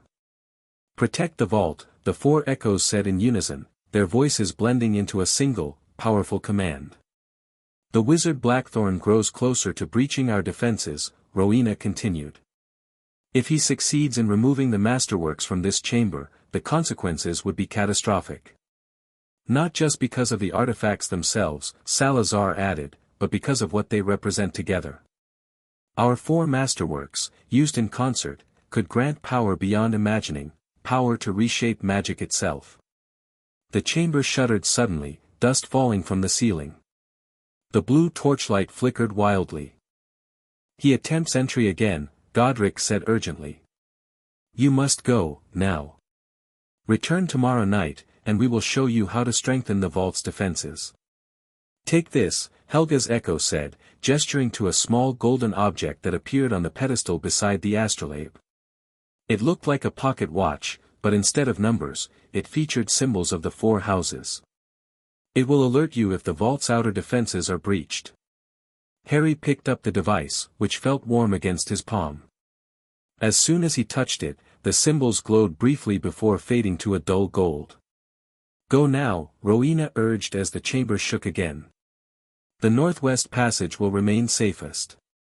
As they hurried toward the hidden exit, Salazar's echo called after them. Bring the Malfoy boy next time. Despite his family's complicated history, his knowledge may prove useful. The trio exchanged surprised glances but had no time to question this suggestion as they raced up the narrow staircase. They emerged behind the tapestry on the 4th floor just as a violent tremor ran through the castle walls. Did you feel that? Ron whispered as they huddled under the invisibility cloak. The whole castle must have, Hermione replied worriedly. Blackthorn's attempts to break through are getting stronger. Harry clutched the golden device Helga had given them, feeling its weight in his pocket. We need to get back to the tower quickly. Tomorrow, we'll need to talk to Malfoy. As they made their way through the corridors, Harry's mind raced with everything they'd learned. The Founder's dark secrets, their masterworks, the true purpose of the vault, it all painted a picture vastly different from the Hogwarts history they'd been taught. And now, somehow, he, Ron, and Hermione had been chosen to protect those secrets from a man determined to exploit them. The golden device in Harry's pocket grew suddenly warm. He pulled it out to see the Slytherin symbol glowing bright green. What does that mean? Ron asked, eyeing the device nervously. I don't know, Harry admitted. But I doubt it's good. As if in response, another tremor shook the castle, stronger than before. Somewhere in the distance, they heard the crash of falling stone. We need to hurry, Hermione urged. They quickened their pace, the weight of their new responsibility heavy on their shoulders as they disappeared into the darkened corridors of Hogwarts. Chapter 2, Hufflepuff's Garden. Harry's sleep that night was fitful and plagued by dreams. Plant-human hybrids with pleading eyes reached for him with leafy fingers. Godric Gryffindor swung his blood-drinking sword, growing more monstrous with each strike. Rowena Ravenclaw extracted shimmering thoughts from screaming victims. And through it all, Salazar Slytherin watched with sad eyes, his silver mirror reflecting horrors Harry couldn't quite see. He woke at dawn, drenched in sweat, the golden device from the vault pulsing warmly in his hand. Sometime during the night, he must have grabbed it from his bedside table. All 4 house symbols glowed faintly now, not just Slytherin's. You okay, mate? Ron asked from the next bed over, propped up on one elbow and watching Harry with concern. You were talking in your sleep again. Yeah, Harry lied, tucking the device under his pillow. Just the usual nightmares. Ron didn't look convinced but didn't press. Breakfast in 20. Hermione's probably already waiting with a study schedule for protecting ancient vaults or something. Harry forced a smile. Sounds about right. As they dressed, Harry noticed the map on his bedside table and quickly checked it. Blackthorn's dot moved purposefully along the 5th floor corridor, exactly where the vault entrance was located. Harry watched for a moment as the dot paced back and forth, occasionally stopping at the precise spot where the hidden door appeared. He's still trying, Harry muttered, showing Ron. Persistent bloke, Ron agreed, peering over Harry's shoulder. Think those tremors last night were him trying to break in? Must have been, Harry said, folding the map. And they were stronger than before. The Founder's echoes weren't exaggerating, Blackthorn's getting closer to breaking through. The great hall buzzed with speculation about the strange tremors that had shaken the castle the previous night. Theories ranged from underground magical creatures to Peeve's latest prank gone wrong. The third years are saying it's the giant squid trying to get into the castle, Ginny reported as Harry and Ron sat down beside her and Hermione. Professor Flitwick told my class it was simply the castle settling, Hermione said. But he didn't sound convinced. Harry glanced up at the staff table. Dumbledore was absent again, but McGonagall watched the students with a tight, worried expression. Blackthorn wasn't at breakfast, which only increased Harry's suspicion that the ministry official was responsible for the disturbances. As they ate, Harry quietly filled his friends in on what he'd seen on the map that morning. "We need to talk to Malfoy," he concluded. "Slytherin's echo specifically said to bring him next time. He might know something that could help." "I still don't trust him," Ron grumbled. "Neither do I," Harry admitted. "But I trust the Founder's echoes, and they seem to think he could be useful." "Speaking of Malfoy," Hermione said in a low voice, nodding toward the entrance. Draco Malfoy had just walked in, looking even paler and more exhausted than usual. His normally sleek hair was disheveled, and the dark circles under his eyes rivaled Harry's own. As he passed the Gryffindor table, his eyes locked with Harry's in a silent question. Harry gave a small, almost imperceptible nod. Malfoy's shoulders relaxed slightly, and he continued to the Slytherin table. "Did you just have a moment with Malfoy?" Ginny asked, looking between them with raised eyebrows. "No," Harry said quickly. "Just house rivalry stuff." Ginny clearly didn't believe him but let it drop. She was used to Harry, Ron, and Hermione keeping secrets. After breakfast, they headed to their first class of the day, double herbology with the Hufflepuffs. Professor Sprout was teaching them about vigilant violets, flowers that could detect dark magic and change color in response.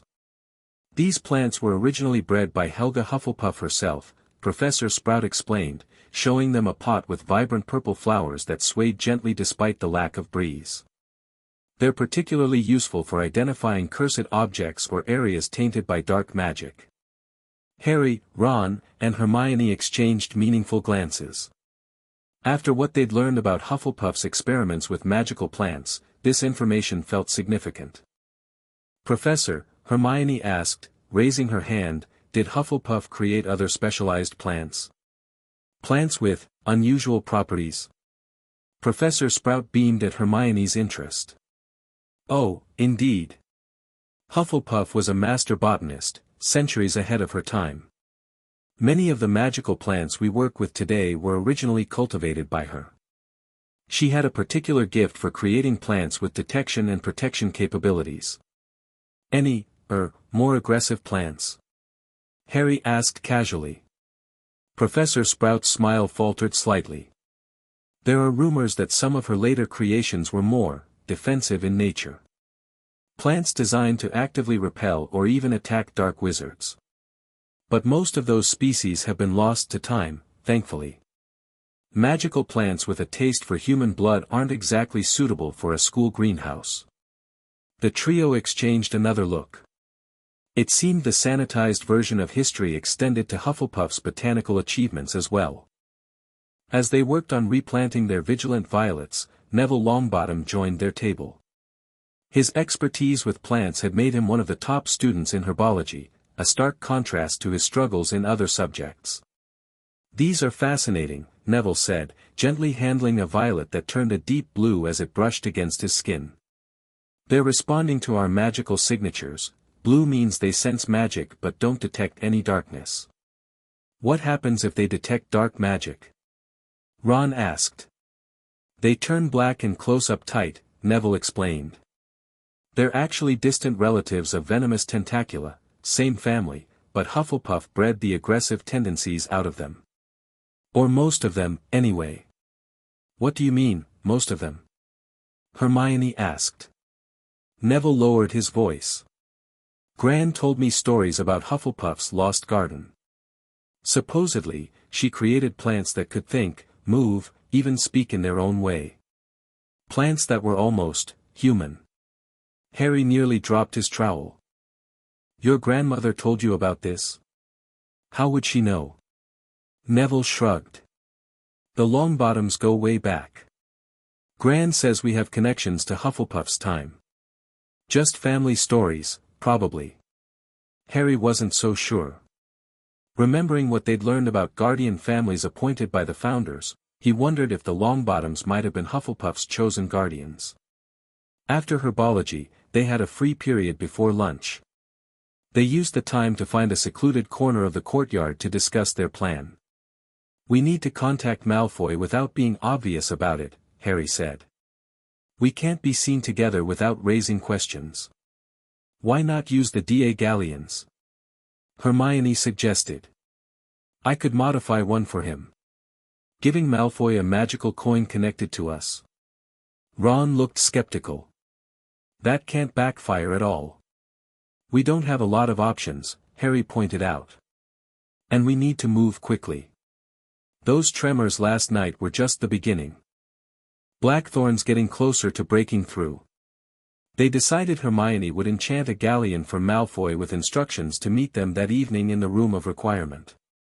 Harry would deliver it during potions, their only shared class that day. As they headed toward the castle entrance for care of magical creatures, Harry spotted Luna Lovegood sitting alone on a bench, reading a copy of the Quibbler upside down. On impulse, he told Ron and Hermione to go ahead while he approached Luna. Hello, Harry Potter, Luna said dreamily without looking up from her magazine. You're looking troubled. Is it the Raxperts again? Harry smiled despite himself. Luna's odd perspective was strangely comforting in its consistency. Not Raxperts this time, Luna. Actually, I wanted to ask you something. Luna lowered her magazine and fixed him with her protuberant, silvery eyes. About the hidden chamber beneath the castle? The one with the 4 sections? Harry stared at her, momentarily speechless.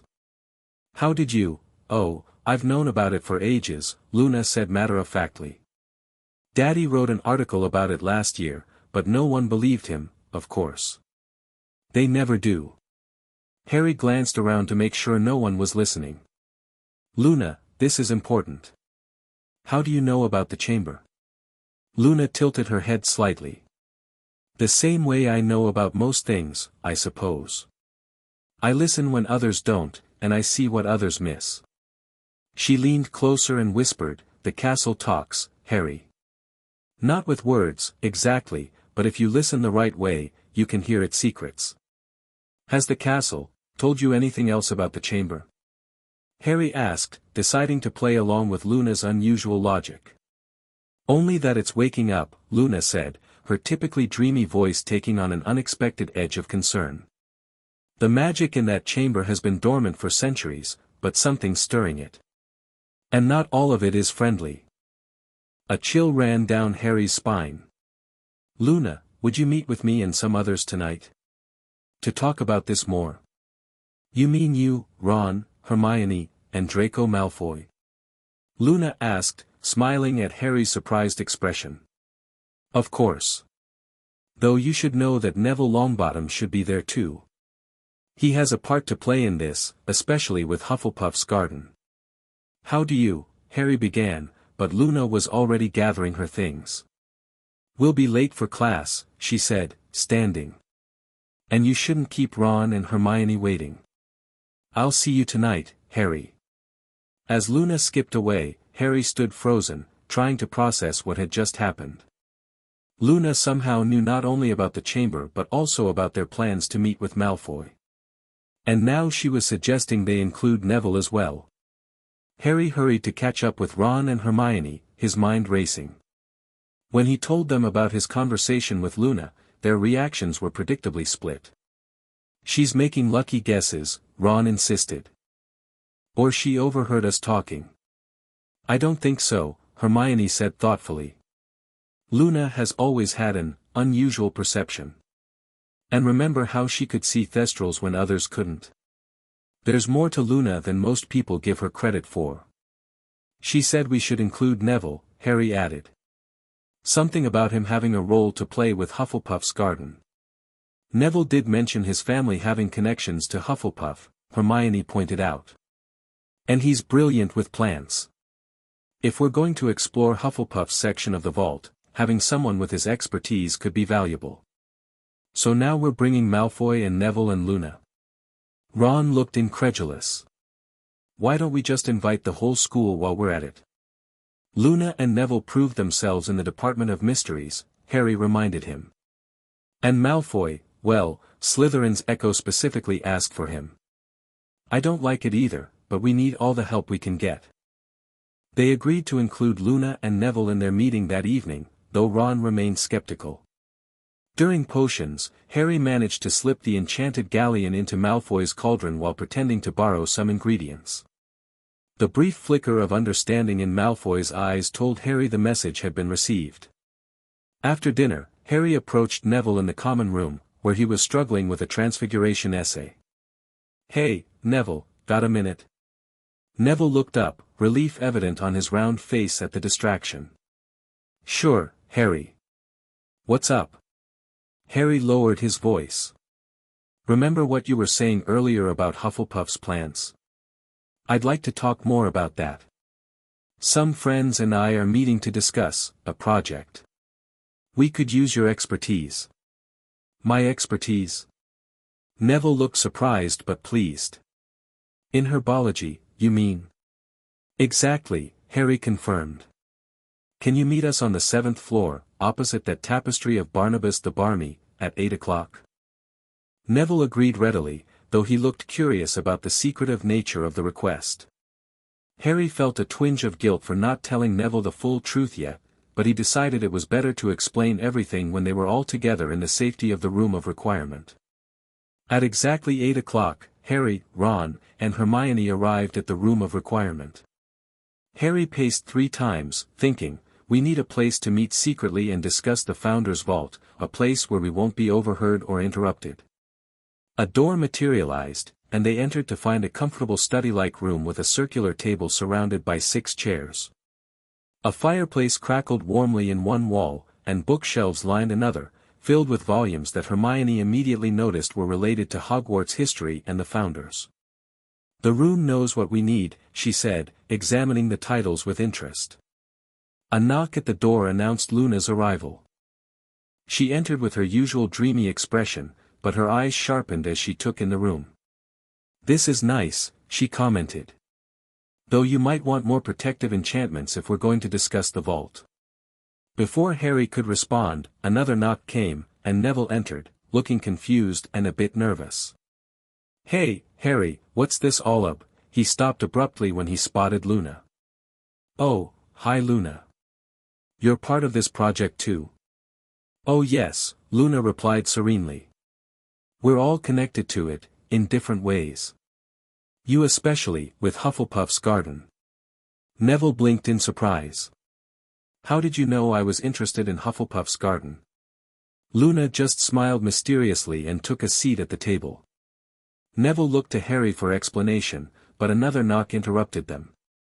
The door opened to reveal Draco Malfoy, his face set in its usual sneer, though it seemed forced. He hesitated when he saw Neville and Luna. You didn't mention we'd have a full house, Potter, he said coldly. They're part of this too, Harry replied firmly. Come in and close the door. Malfoy did so reluctantly, choosing the seat farthest from the others. Well, I assume you've decided to accept my help, or I wouldn't be here. Not exactly, Harry said. We're still deciding whether to trust you. But we've been advised that your knowledge could be useful. Advised by whom? Malfoy asked sharply. By Salazar Slytherin's Echo, actually, Hermione answered, watching Malfoy's reaction carefully. Malfoy couldn't hide his surprise. You've spoken with the Founder Echoes? They've appeared to you? They have, Harry confirmed. And they've shown us quite a bit about what's hidden in that vault. Including the fact that everything we've been taught about the Founders is basically a lie. Neville looked between them in growing confusion. Would someone please tell me what's going on? What vault? What echoes? Harry took a deep breath and explained everything, finding the Founder's vault, meeting the echoes, learning about the masterworks, and Blackthorn's attempts to break in. Neville listened with wide eyes, his expression shifting from disbelief to awe to concern. So you're saying Hufflepuff experimented on plants and people? Neville finally asked, his voice small. Tried to create hybrid beings to resurrect her children. That's what her echo showed us, Harry confirmed gently. I'm sorry, Neville. I know Hufflepuff's legacy means a lot to you. Neville was quiet for a moment, processing this. Actually, it makes some sense, he said eventually. There are legends in my family about Hufflepuff's grief driving her to extraordinary measures. Gran always said they were just stories, but...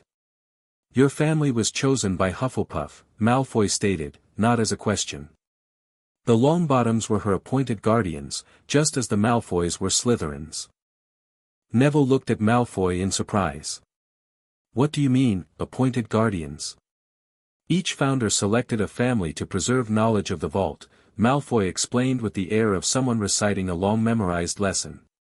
The Malfoys for Slytherin, the Longbottoms for Hufflepuff, the Ollivanders for Ravenclaw, and the Peverils for Gryffindor.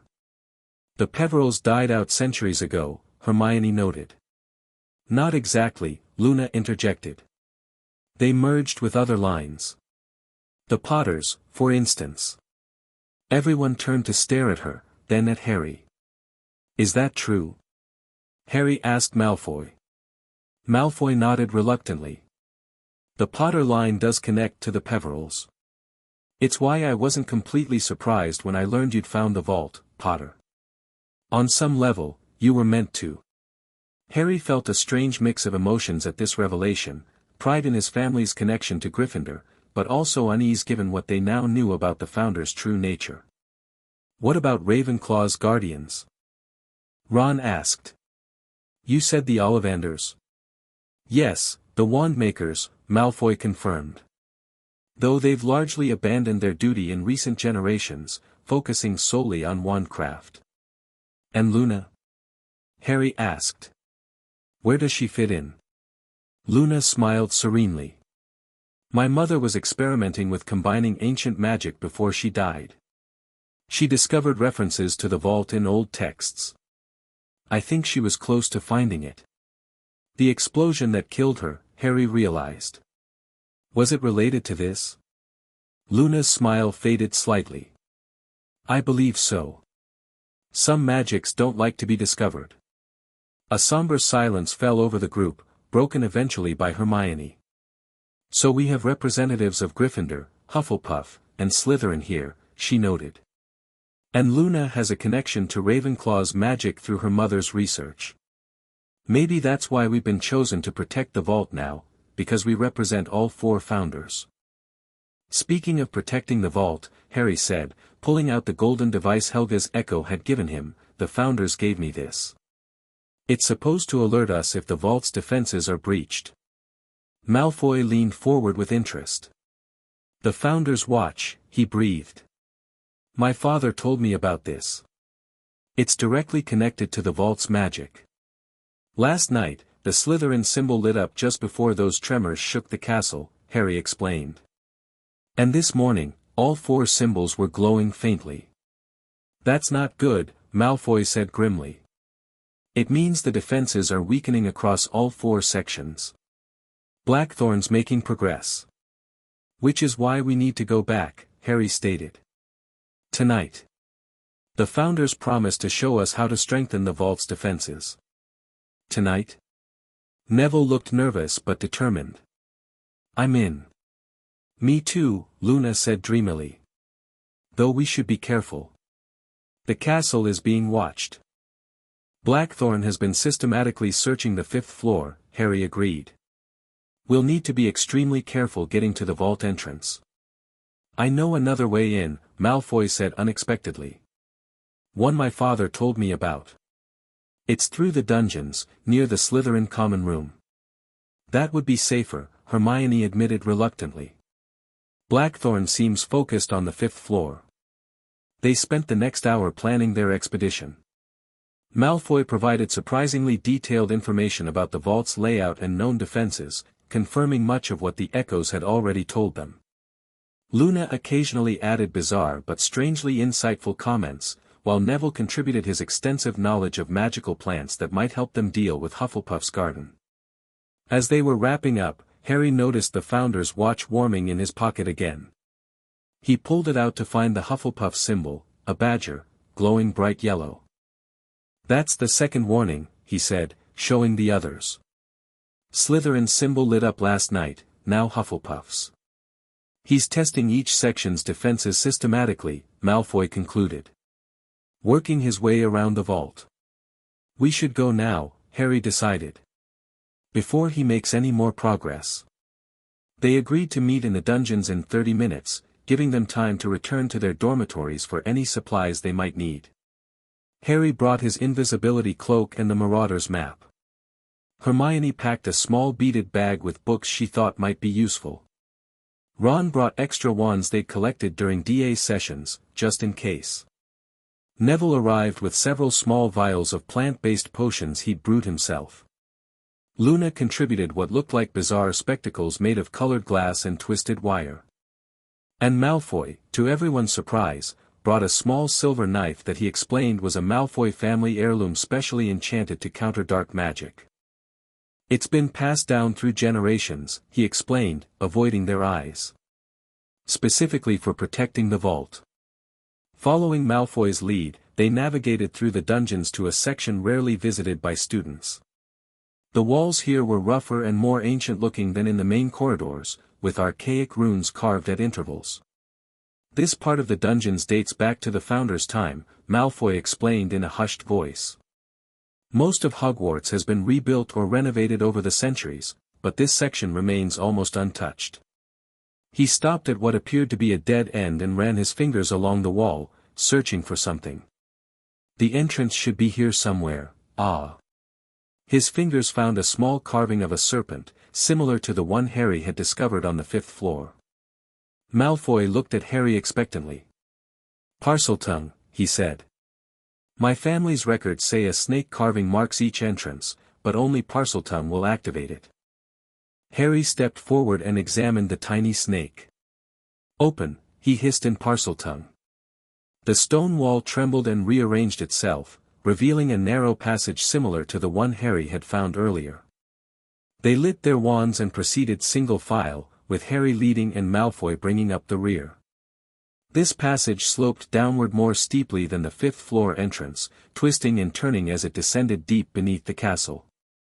After several minutes of careful progress, they reached a small chamber with a door similar to the one Harry had encountered before, but with different markings. Instead of lions, this door featured badgers. "Hufflepuff's entrance," Neville whispered, stepping forward almost involuntarily. "It's calling to me." Before Harry could stop him, Neville placed his hand on one of the badger carvings. The creature seemed to nip at his finger, drawing a small drop of blood that was absorbed into the wood. "Blood magic again," Harry noted. "Each entrance must require blood from a descendant of the appropriate guardian family." The door recognized Neville's blood and swung open, revealing not the main chamber Harry had seen before, but a lush, overgrown garden bathed in golden light. Plants of every description filled the space, many unlike anything they'd ever encountered. Flowers with faces that tracked their movement. Vines that reached toward them with what looked disturbingly like tiny hands. Trees with bark that rippled like water. "Hufflepuff's garden," Hermione breathed. "We've entered directly into her section of the vault. This passage must connect to her alcove," Harry realized. The other entrance led to the main chamber. The vault must have multiple entry points. "Be careful," Neville warned, his herbology expertise kicking in as he examined the nearest plants. "These aren't ordinary magical species. They're aware." As if confirming his warning, the plants nearest them shifted, creating a narrow path forward. Tendrils and branches pulled back, flowers turned their face-like blooms to watch them pass. "They're letting us in," Luna observed, seeming completely unfazed by the sentient plants. They recognized Neville. They followed the path cautiously, moving deeper into the garden. The air was thick with exotic fragrances and hummed with magical energy. Harry felt the same tingling sensation he'd experienced in the main chamber, but stronger here, more focused. The path led them to a small clearing dominated by what appeared to be a stone fountain.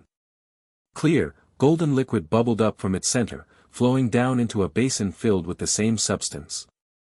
"Don't touch that," Malfoy warned sharply when Ron leaned closer to examine it. "That's aqua vitae, life water. Extremely powerful and extremely dangerous. Hufflepuff created it to sustain her plant-human hybrids." "How do you know that?" Ron asked suspiciously. "Family records," Malfoy replied tersely. "My ancestors documented what they learned about the vault over generations." Before they could discuss further, movement from the surrounding plants caught their attention. The foliage parted, and a spectral figure emerged, Helga Hufflepuff's echo, more substantial here in her own domain.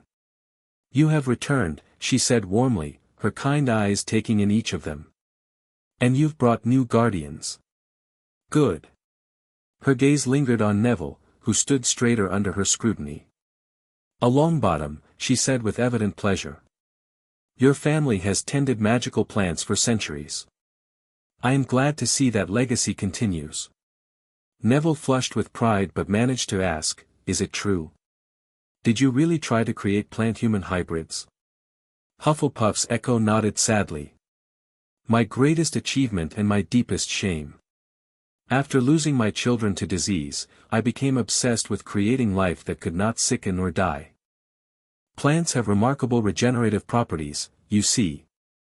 I thought by combining human essence with magical flora, I could create vessels that would never perish. But it went wrong," Neville guessed. "Terribly wrong," Hufflepuff confirmed. "The beings I created existed in a state of constant suffering, neither truly plant nor truly human. They could think, feel pain, even communicate in their way, but they could not live normal lives."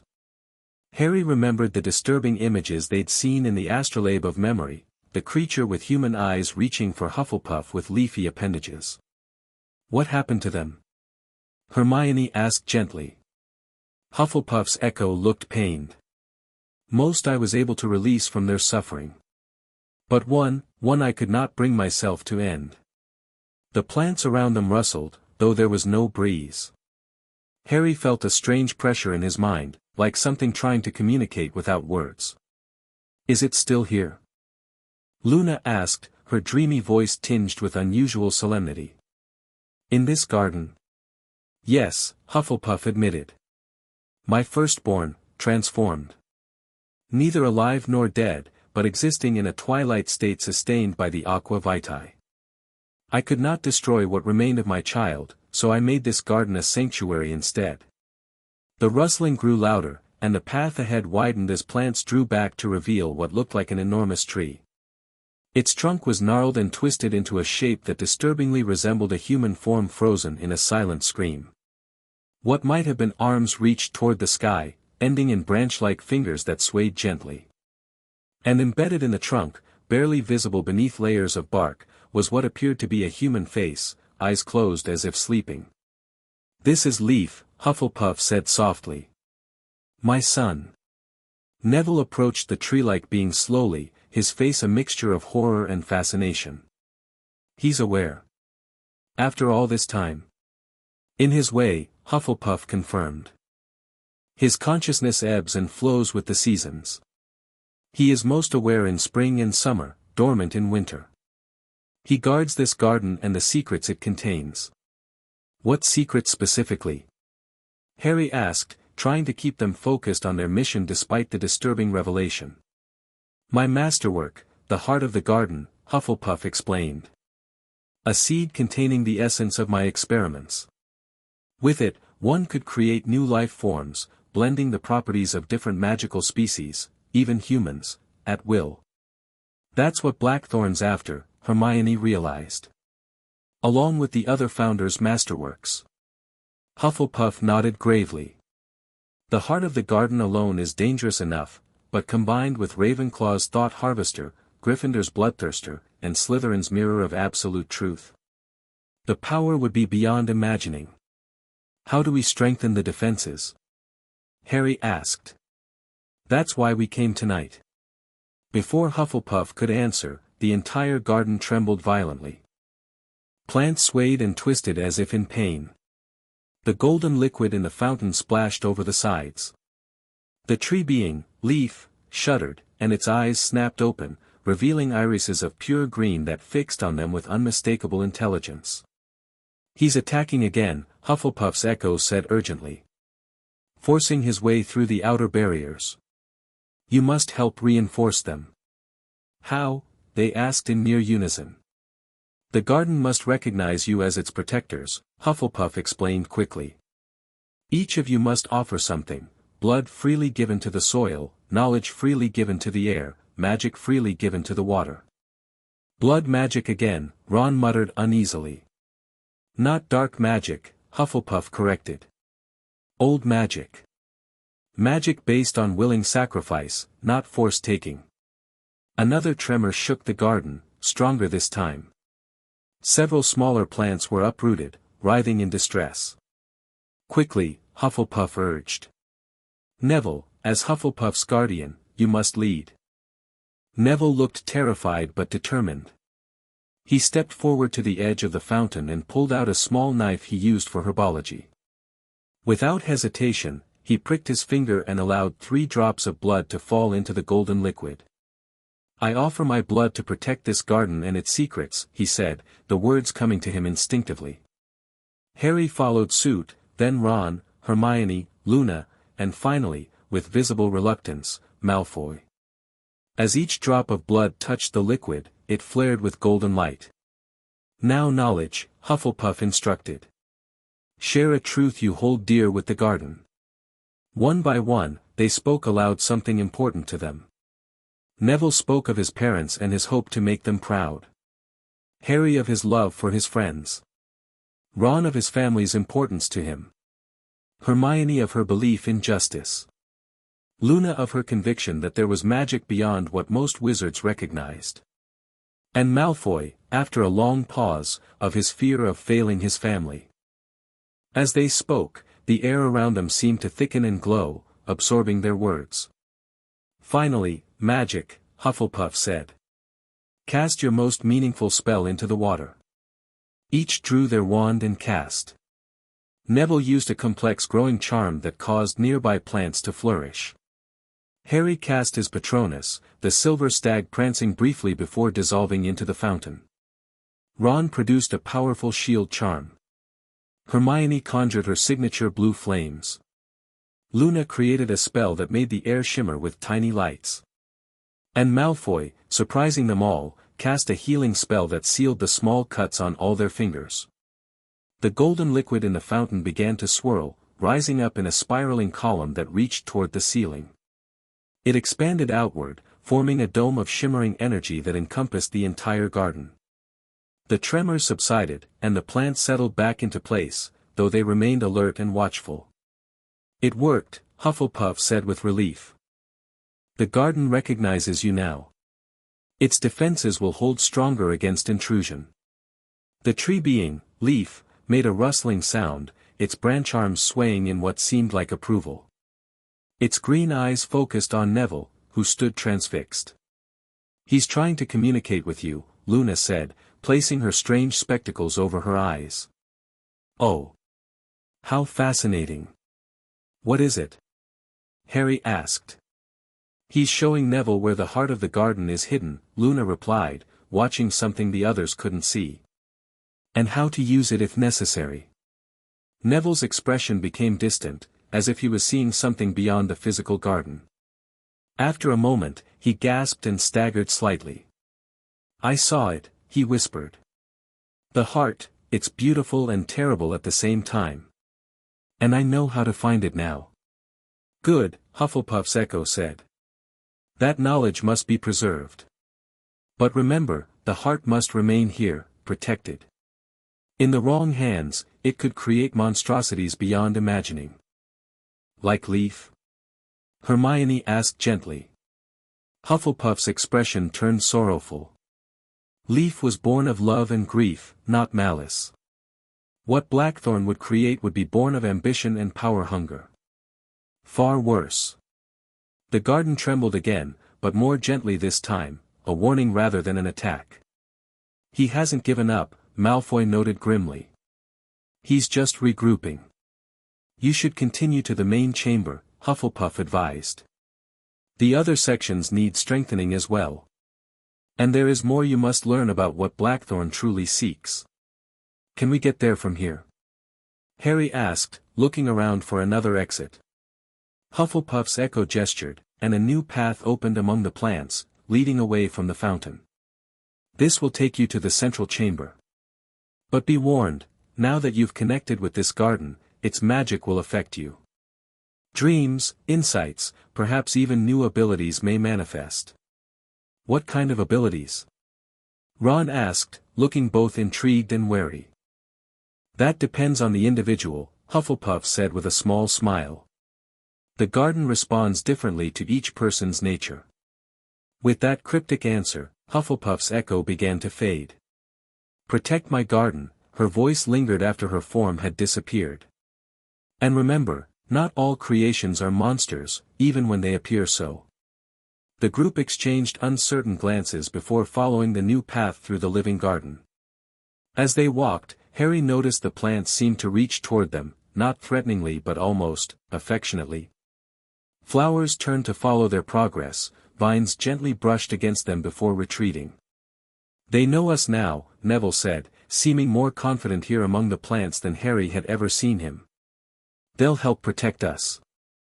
The path led them to what appeared to be a living archway formed by two trees that had grown and twisted together. As they passed through, they emerged not into another part of the garden but into the main chamber of the vault that Harry, Ron, and Hermione had visited before. The vast space looked as Harry remembered, with its soaring ceiling, massive columns, and 4 alcoves marked with house emblems. The central pedestal still held the astrolabe of memory, its miniature planets rotating slowly.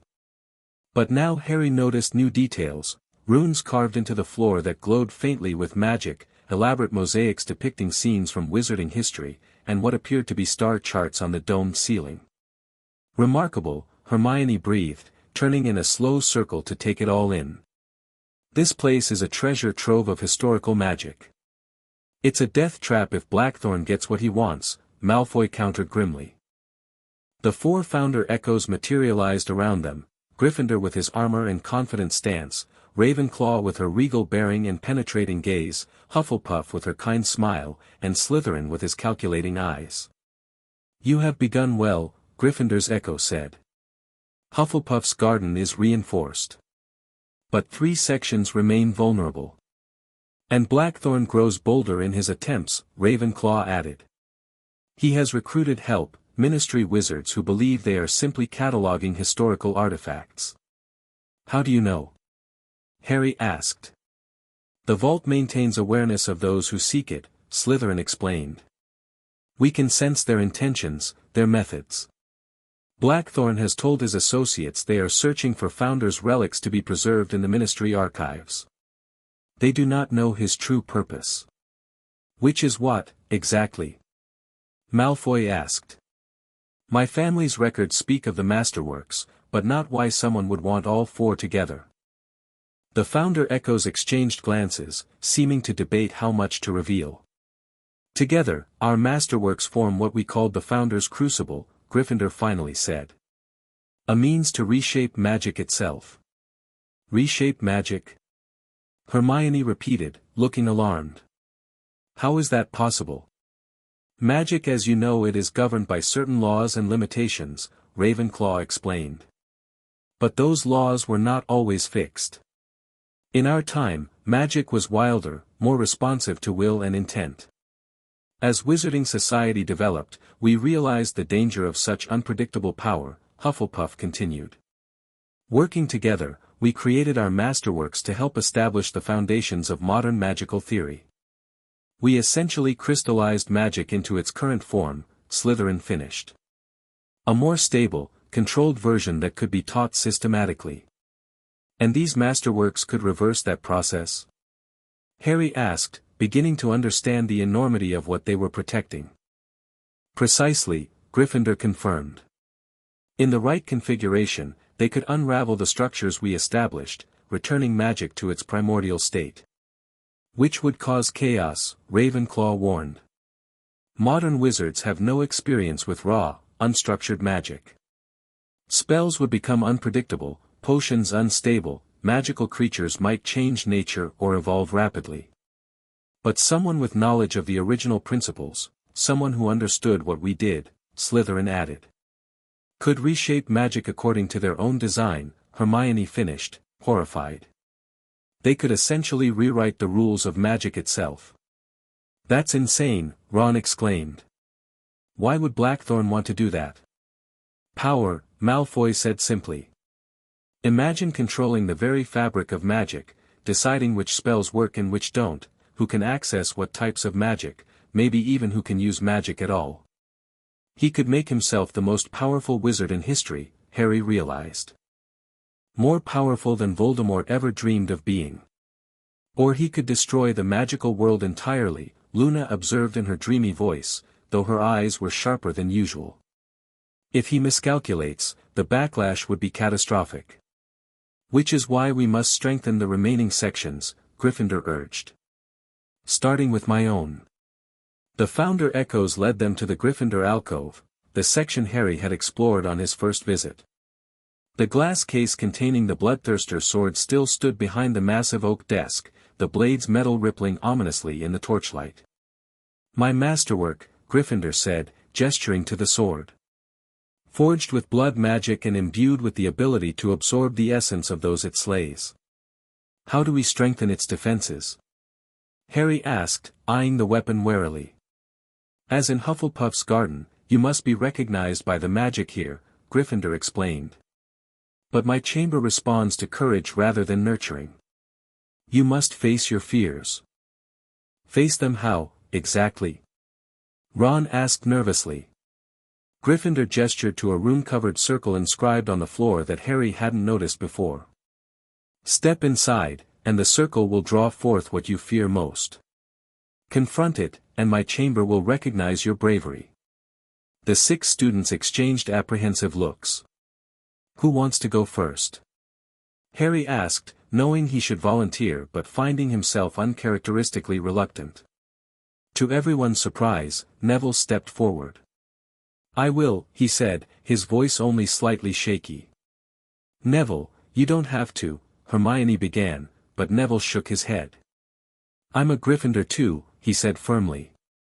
And after seeing Hufflepuff's garden, I need to do this. He stepped into the circle before anyone could object further. Immediately, the runes began to glow red, and mist rose from the floor, swirling around Neville's ankles. The mist thickened and shaped itself into 2 figures that Harry recognized with a shock as Frank and Alice Longbottom, not as the broken shells Harry had glimpsed at St. Mungo's, but as they must have been before Bellatrix Lestrange tortured them into insanity. Neville, Frank's apparition said coldly. What a disappointment you've turned out to be. Barely a wizard, Alice's image added with a cruelty that Harry knew the real Alice would never have shown. Can hardly cast a proper spell. We suffered to protect you, Frank continued, and this is how you honor our sacrifice.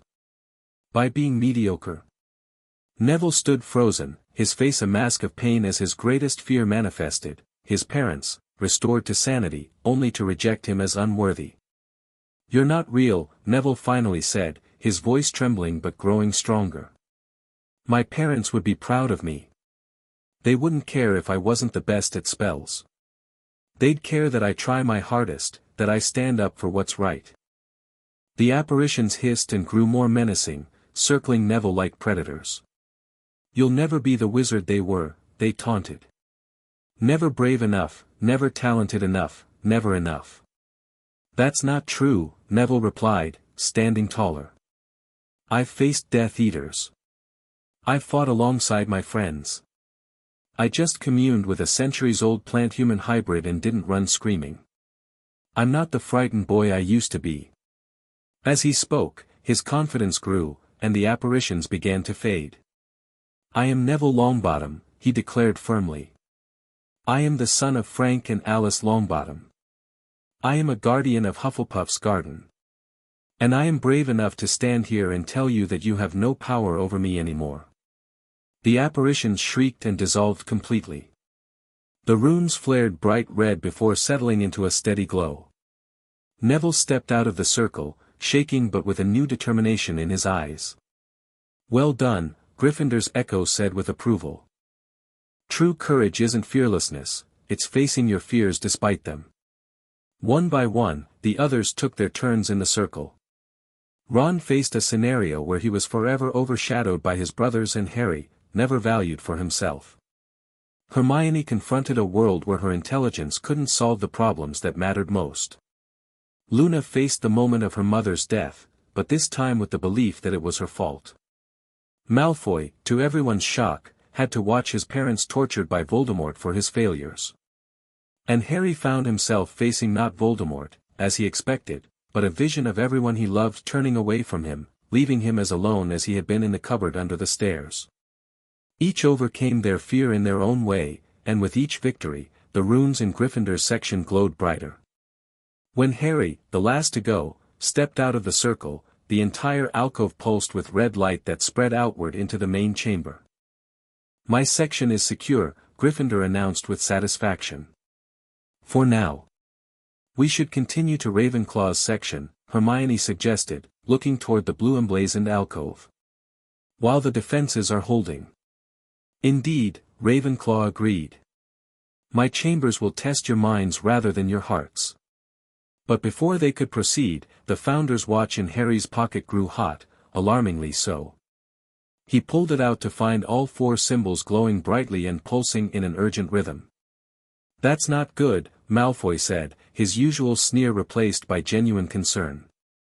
A tremendous shock wave hit the vault, stronger than any before.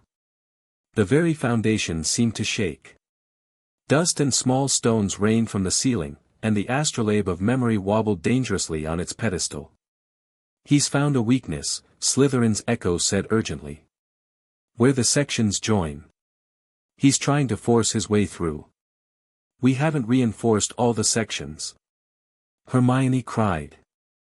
"There's no time," Ravenclaw countered. "You must leave. Now. The vault will seal itself against the intrusion, but you cannot be here when it does."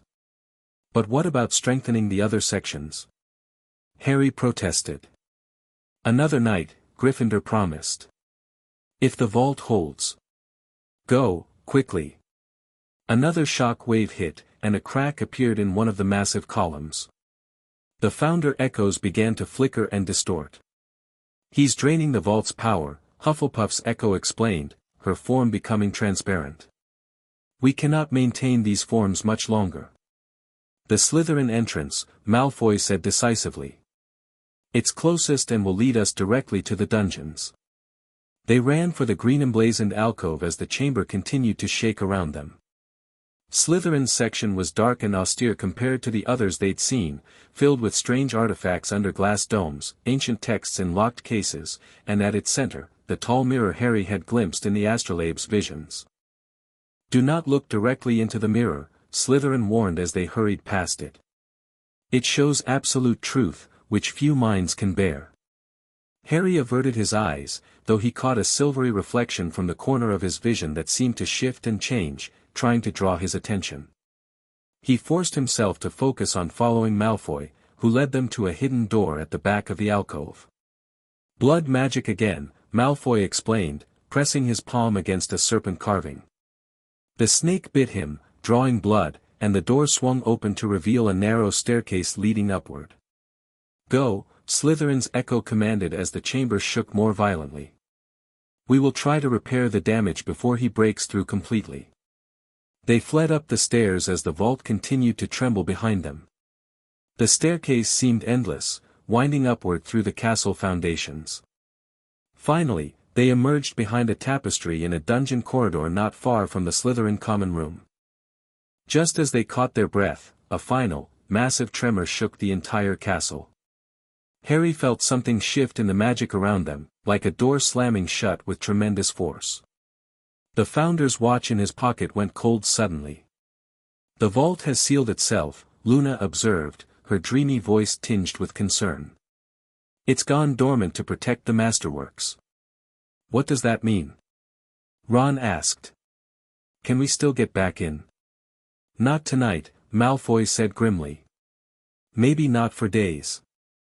The vault will remain locked until it determines the threat has passed. So Blackthorne can't get in either? Neville asked hopefully. For now, Harry said. But he'll keep trying.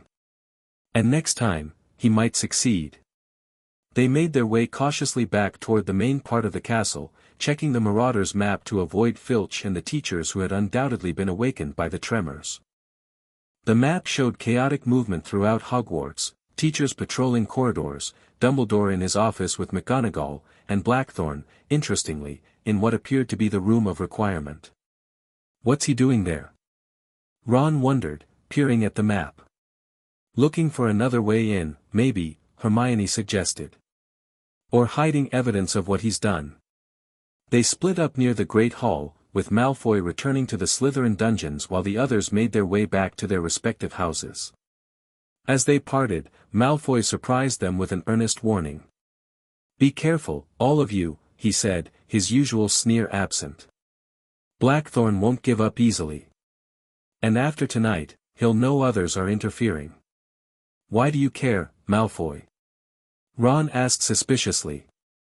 Malfoy's expression hardened briefly before he sighed. Because contrary to what you might think, Weasley, I don't want to see the entire magical world thrown into chaos. And because protecting the vault is my family's duty, one of the few honorable legacies the Malfoys have left. With that surprisingly candid admission, he turned and disappeared down the corridor toward the Slytherin common room. Harry, Ron, Hermione, and Neville made their way back to Gryffindor Tower, while Luna headed toward Ravenclaw. The fat lady was awake and flustered when they arrived.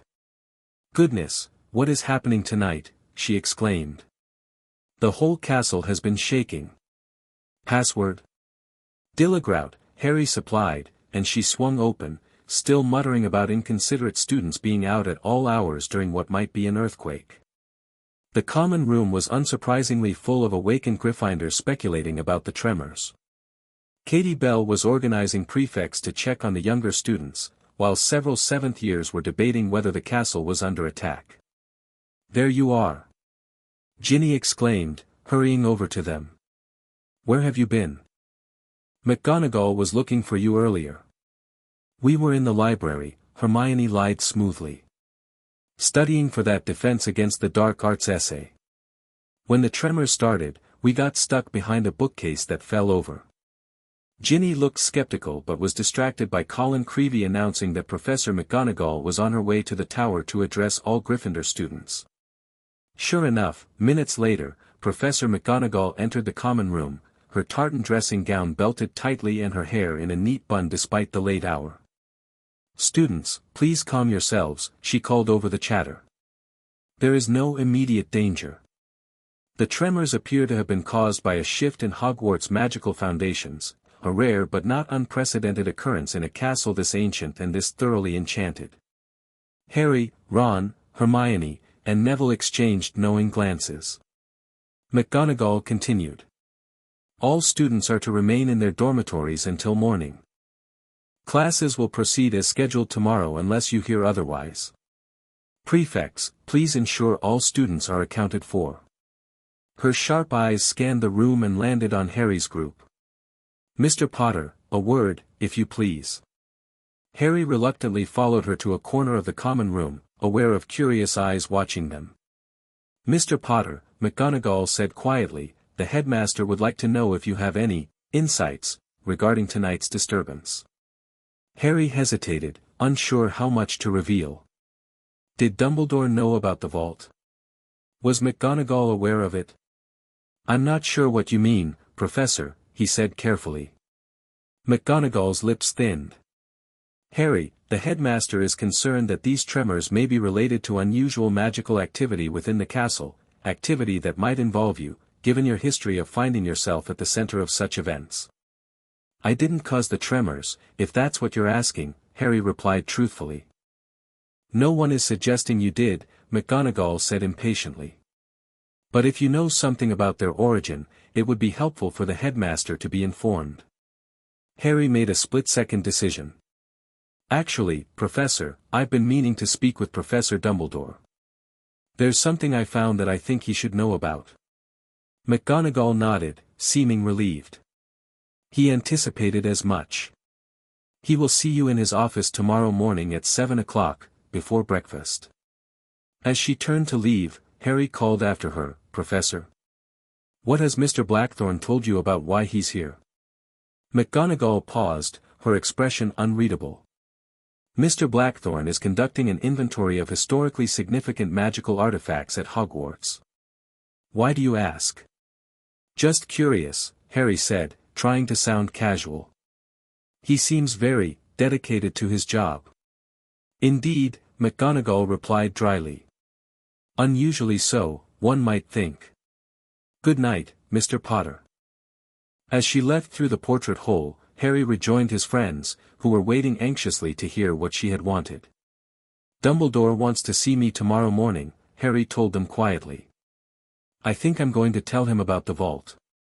Are you sure that's wise? Hermione asked. The Founder echoes haven't mentioned Dumbledore at all. Which is strange in itself, Ron pointed out. You'd think they'd tell us to go to Dumbledore for help. Maybe they don't trust him, Neville suggested tentatively. Or maybe they just don't know enough about him to judge. Or maybe they know something we don't, Harry said. But Dumbledore's the greatest wizard alive. If anyone can help us protect the vault from Blackthorne, it's him. They debated the wisdom of telling Dumbledore as they finally headed up to their dormitories. The other boys in their dorm were still awake, discussing the tremors, so they couldn't continue their conversation. As Harry lay in bed, exhausted but unable to sleep, he felt a strange tingling sensation in his fingers. Looking down in the dim light filtering through his bed curtains, he was startled to see a faint golden glow emanating from his skin, the same color as the aqua vitae in Hufflepuff's garden. The magic in that vault, it affects people. Changes them. Hufflepuff's warning echoed in his mind. Was this what she meant? Were they all being affected by the Founder's magic? Harry closed his eyes, trying to ignore the tingling and the faint glow. Just before sleep finally claimed him, he felt a presence at the edge of his consciousness, ancient, powerful, and watchful. Whether it was Leaf from Hufflepuff's garden or something else from the vault, Harry couldn't tell. But he had the distinct impression that the Founder's vault was now aware of him in a way it hadn't been before. And as he drifted into dreams filled with living plants, blood-drinking swords, thought-stealing devices, and truth-telling mirrors, a part of him wondered if they had made the right choice in entering the vault at all, or if they had stumbled into magic far beyond their ability to control. Harry woke before dawn, his mind remarkably clear despite the previous night's adventures and minimal sleep. The strange golden glow had faded from his skin, but the tingling sensation remained, concentrated now in his fingertips and the center of his palms. He dressed quickly and checked the Marauder's map before heading down to the common room. It was barely 6 a.m., but he needed time to think before his meeting with Dumbledore. To his surprise, Hermione was already there, sitting by the dying fire with a large tome open on her lap. Couldn't sleep either? Harry asked, dropping into the armchair opposite her. Hermione looked up, and Harry noticed dark circles under her eyes. Not really. I kept having the strangest dreams about Ravenclaw's chamber. And this morning. She hesitated, then held out her hands. Tiny symbols were etched across her palms in what looked like blue ink, forming complex patterns that shifted slightly as Harry watched. What is that? He asked, leaning closer to examine the markings. I don't know, Hermione admitted, sounding troubled. They appeared overnight.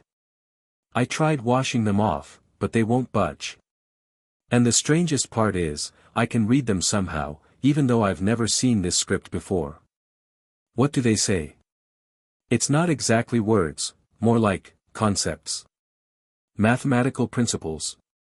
Magical theory. Hermione shook her head in frustration. It's like having knowledge at the tip of your tongue but not being able to fully grasp it. Harry showed her his own hands, explaining the golden glow he'd seen the night before. Hufflepuff warned us the vault's magic would affect us. I guess this is what she meant. Ron's experiencing it too, Hermione said.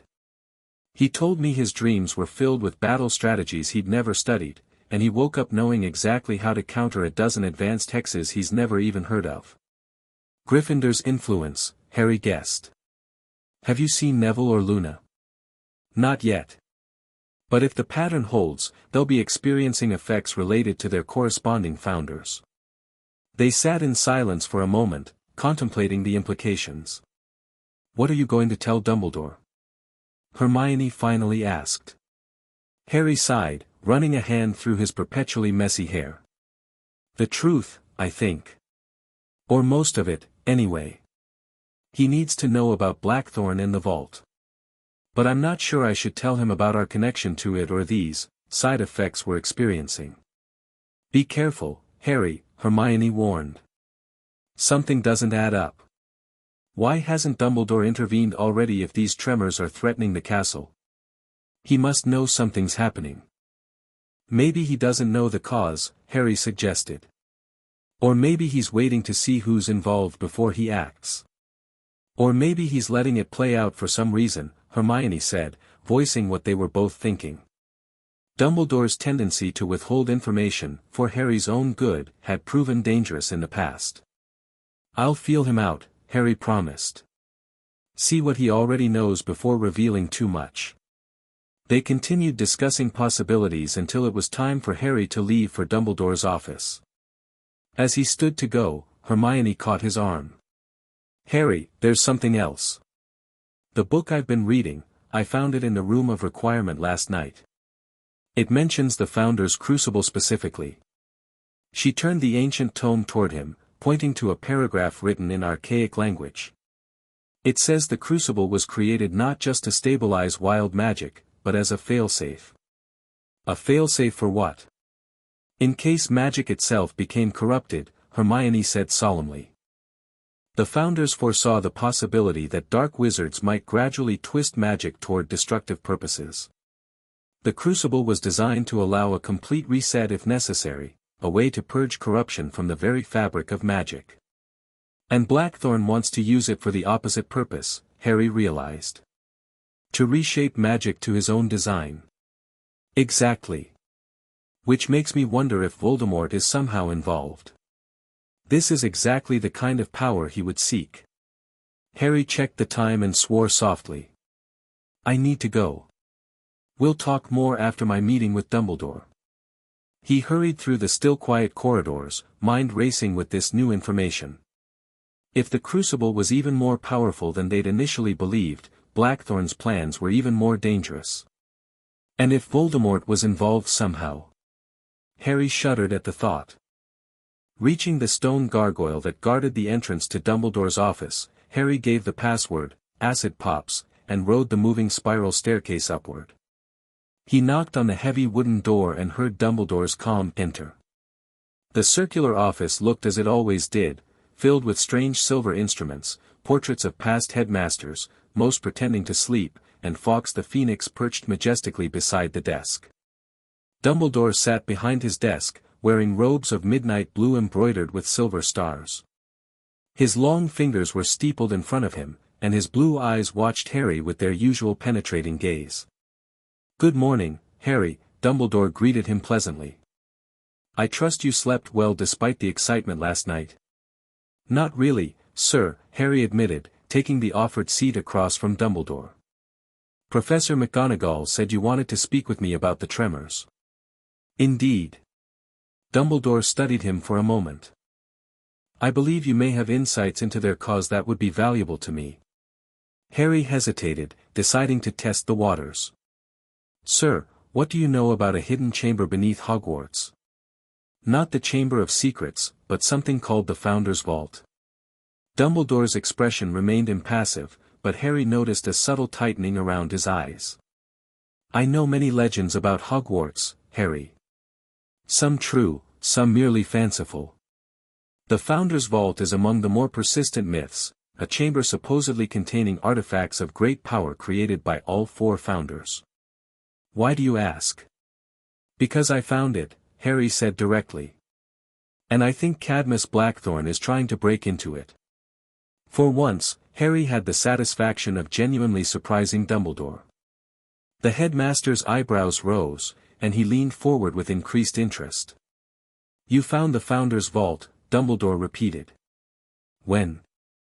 A few days ago, by accident, Harry explained, giving Dumbledore an abbreviated version of his discovery and subsequent explorations, carefully omitting mentions of Luna, Neville, and Malfoy's involvement or their growing connection to the vault's magic. And you believe the tremors last night were caused by Mr. Blackthorne's attempts to breach this vault?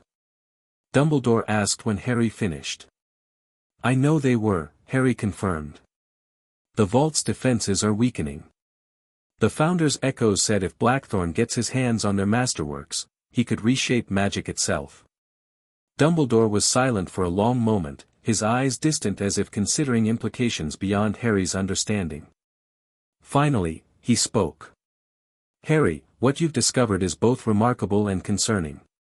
The Founder's Vault has been sought by wizards for centuries, most dismissing it as mere legend. If it exists as you describe, with artifacts capable of fundamentally altering magic, it represents a power that must not fall into the wrong hands. That's why I'm telling you, Harry said. We need help protecting it from Blackthorne. Indeed, Dumbledore agreed. Though I must ask, why did you not come to me immediately upon discovering the vault?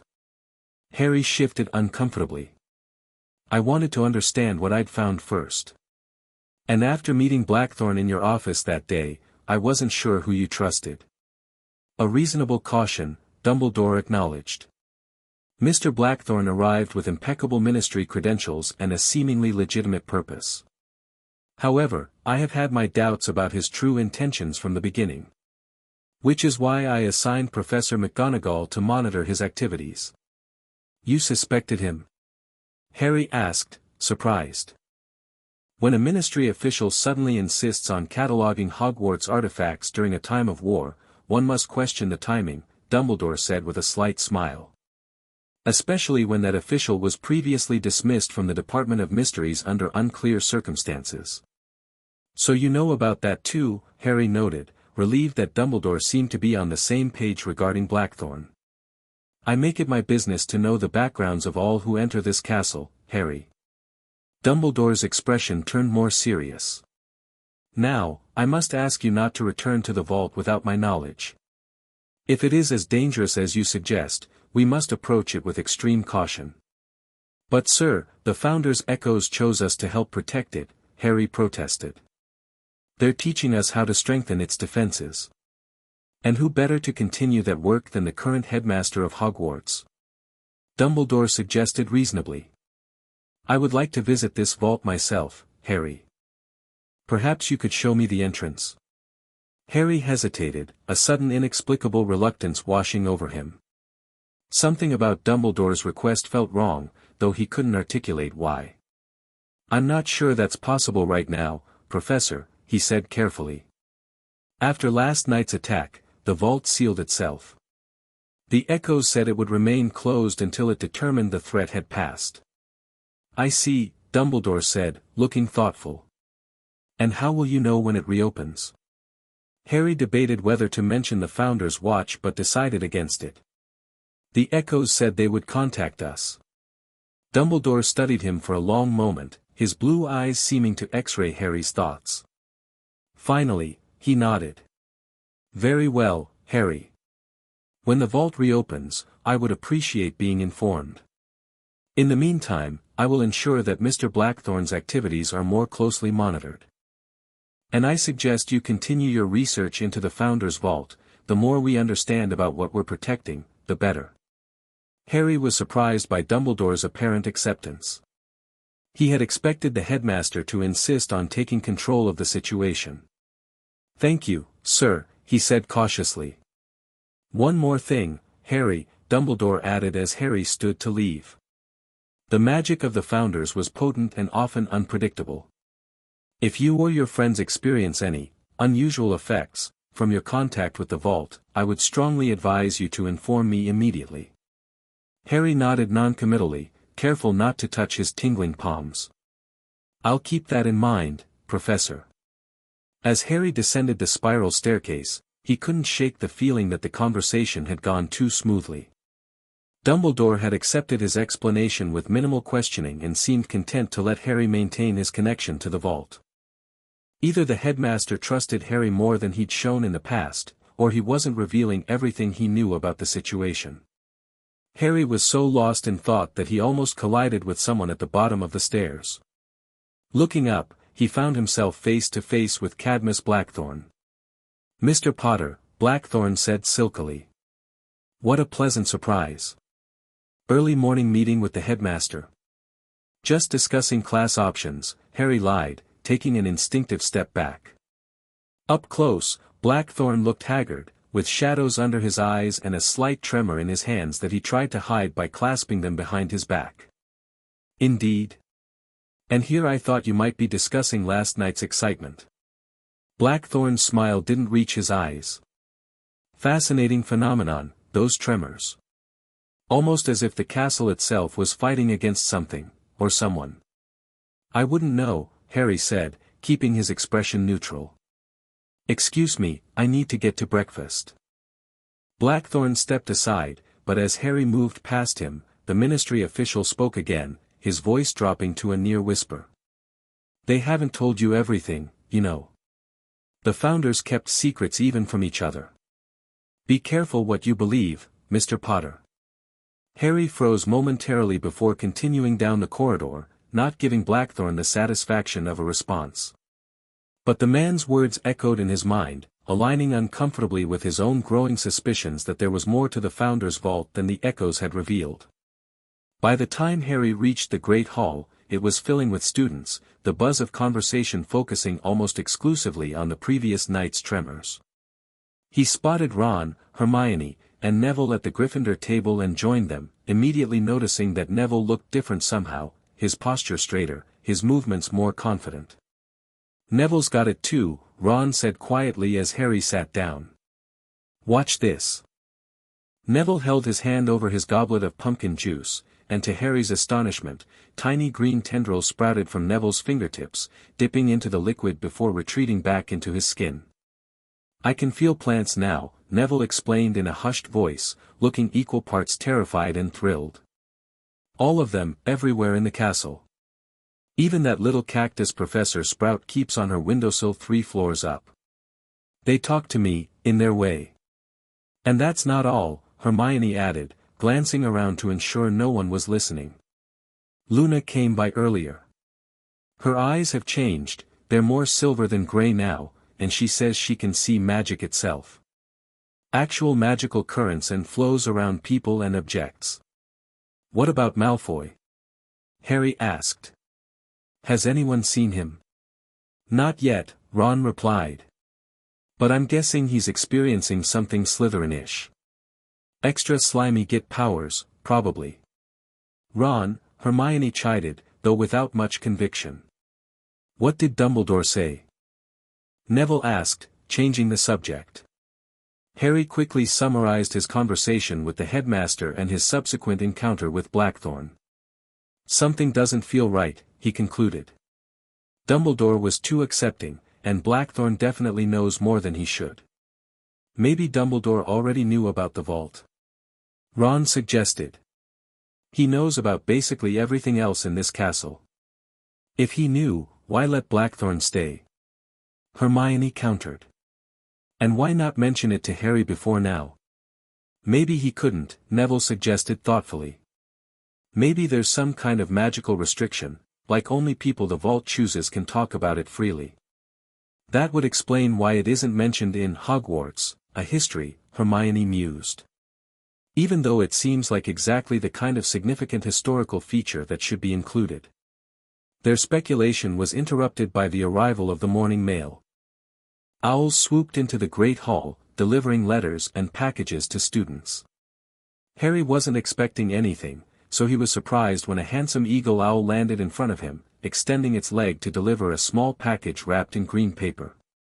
Harry took it cautiously, instantly suspicious of unexpected deliveries given his history. The owl departed immediately without waiting for a reply. "Who's it from?" Ron asked, leaning over to look. Harry examined the package, finding a small note attached in familiar handwriting. "Found this in my family's vault.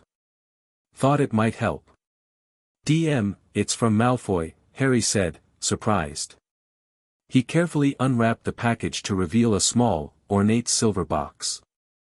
Inside lay what appeared to be a skeleton key made of a dark, polished metal with an intricate head shaped like intertwined serpents. "Careful, Harry," Hermione warned. "It could be cursed." "I don't think so," Harry replied, somehow knowing the key was safe. He picked it up, feeling a slight warmth against his palm. "I think it's related to the vault. Possibly a key to Slytherin's section." "Why would Malfoy give you that?" Ron asked suspiciously. "Because he's taking his guardian role seriously," Luna's dreamy voice came from behind them. She slipped onto the bench next to Neville, her silvery eyes now noticeably brighter, with an almost luminous quality. "The vault is changing him too. Breaking down old prejudices." "Luna, your eyes," Hermione whispered. "People will notice." "Oh, I've told everyone it's a charm gone wrong," Luna said unconcernedly. "People expect oddness from me, so they rarely question it." Luna leaned closer to examine the key in Harry's hand. "Interesting. It's surrounded by a silver aura with green flecks, definitely Slytherin magic. But there's something else." She tilted her head, looking at the key from different angles. "It's connected to something. I can see a sort of tether stretching from it down through the floor." "Connected to the vault?" Harry guessed. "I think so," Luna confirmed. "And it's pulling slightly, like it wants to go there." Harry pocketed the key, making a mental note to ask Malfoy about it when they next had a chance to talk privately. "We need to meet again," he said quietly. "All of us, including Malfoy. To discuss what's happening to us and what to do next. Room of requirement, after dinner," Hermione suggested. They agreed on the plan, then split up for their morning classes. Throughout the day, Harry noticed more strange effects of the vault's magic. During charms, when Professor Flitwick had them practicing Aguamenti spells, the water from Harry's wand emerged with a golden tint reminiscent of Hufflepuff's Aqua Vitae. In Transfiguration, Ron accidentally transformed his teacup not just into the assigned rat but into a rat with unusually intelligent eyes that immediately began organizing the other students' transformed rats into a defensive formation. Most concerning was what happened during defense against the dark arts. Snape had them practicing nonverbal shield charms, with partners taking turns casting mild stinging hexes to test their shields. Harry, paired with Neville, was concentrating on his shield when Neville cast his hex. Instead of the standard white light, Neville's spell emerged as a swirl of green energy that resembled vines. When it hit Harry's shield, rather than being blocked or weakened, the spell seemed to be absorbed into the shield, which glowed golden briefly before reflecting the hex back at Neville with twice the power. Neville was thrown backward across the room, landing hard against the wall. Harry rushed to him, horrified. "Neville. Are you okay?" "I'm so sorry, I don't know what happened." Neville sat up, looking dazed but uninjured. Where the enhanced hex had hit him, small flowers were blooming from his robes, growing rapidly and releasing a sweet scent. "I'm fine," Neville assured him, quickly plucking off the flowers before Snape could see them. But that was definitely not a normal shield charm. Snape, who had been on the other side of the classroom, swept over with his usual scowl. "Potter, Longbottom, what is the meaning of this disruption?" "Sorry, Professor," Harry said quickly. "My shield was stronger than I expected." Snape's dark eyes narrowed suspiciously. 5 points from Gryffindor for excessive force, Potter. Longbottom, if you cannot remain on your feet during a simple practice exercise, perhaps you should observe instead of participate. "It wasn't Harry's fault," Neville said, standing up with unusual confidence that momentarily took Snape aback. And I'm perfectly capable of continuing. Snape studied Neville for a moment, clearly noting the change in his typically timid student. Very well, he said finally. But control your spells, both of you. This is practice, not a dueling competition. As Snape moved away, Harry and Neville exchanged worried glances. Their new abilities were becoming harder to hide. After dinner, they made their way separately to the room of requirement, careful not to draw attention.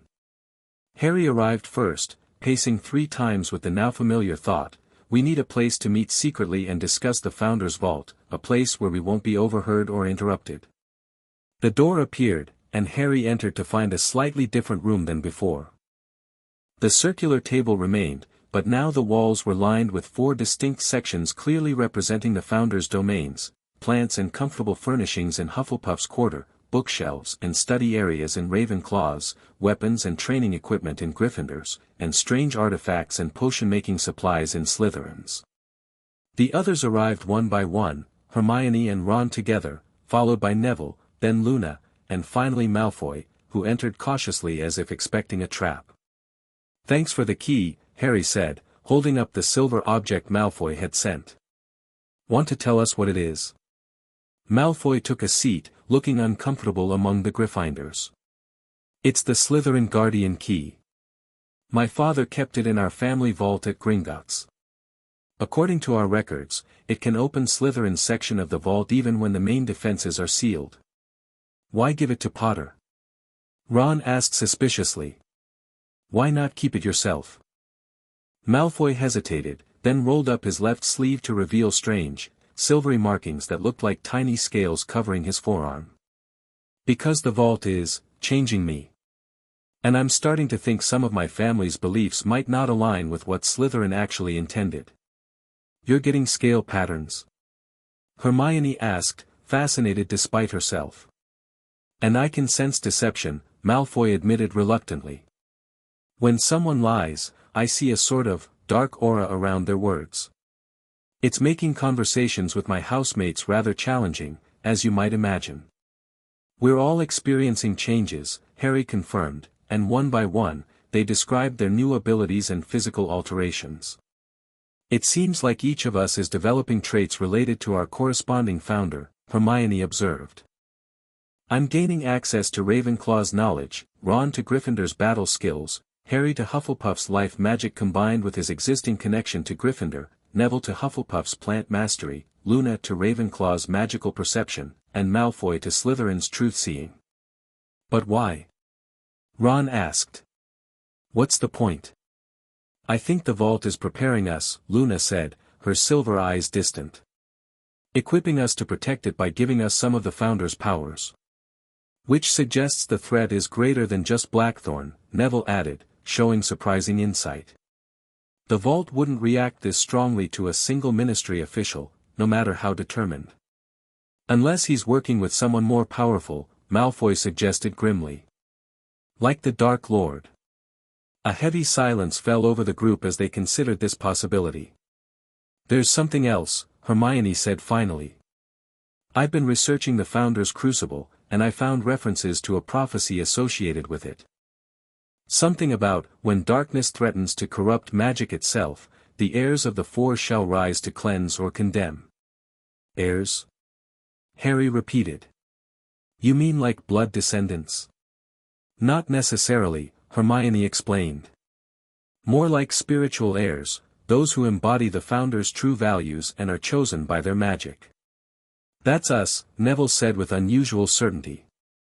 "We're the heirs the prophecy mentions." "Great," Ron groaned. "Another prophecy. Because the one about Harry and you-know-who wasn't complicated enough."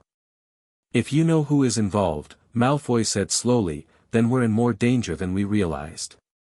He's been obsessed with Founder artifacts since his school days. It's one of the reasons he recruited my father in the first place, for our family's connections to Slytherin's legacy. Is there any way to reverse what's happening to us?" Ron asked, looking at his hands where faint red lines had begun to appear, tracing what looked like sword calluses. "Not that the battle skills aren't useful, but I'd rather not turn into Godric Gryffindor 2.0 if he was actually a bloodthirsty warlord. I don't think we can reverse it, Luna said.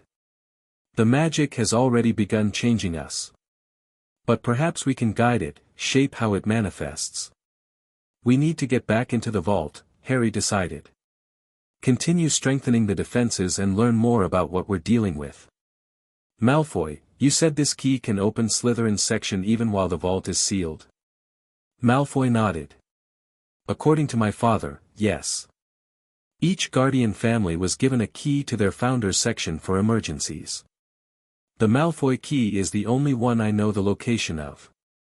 The Longbottoms might have had Hufflepuff's key, Neville said thoughtfully.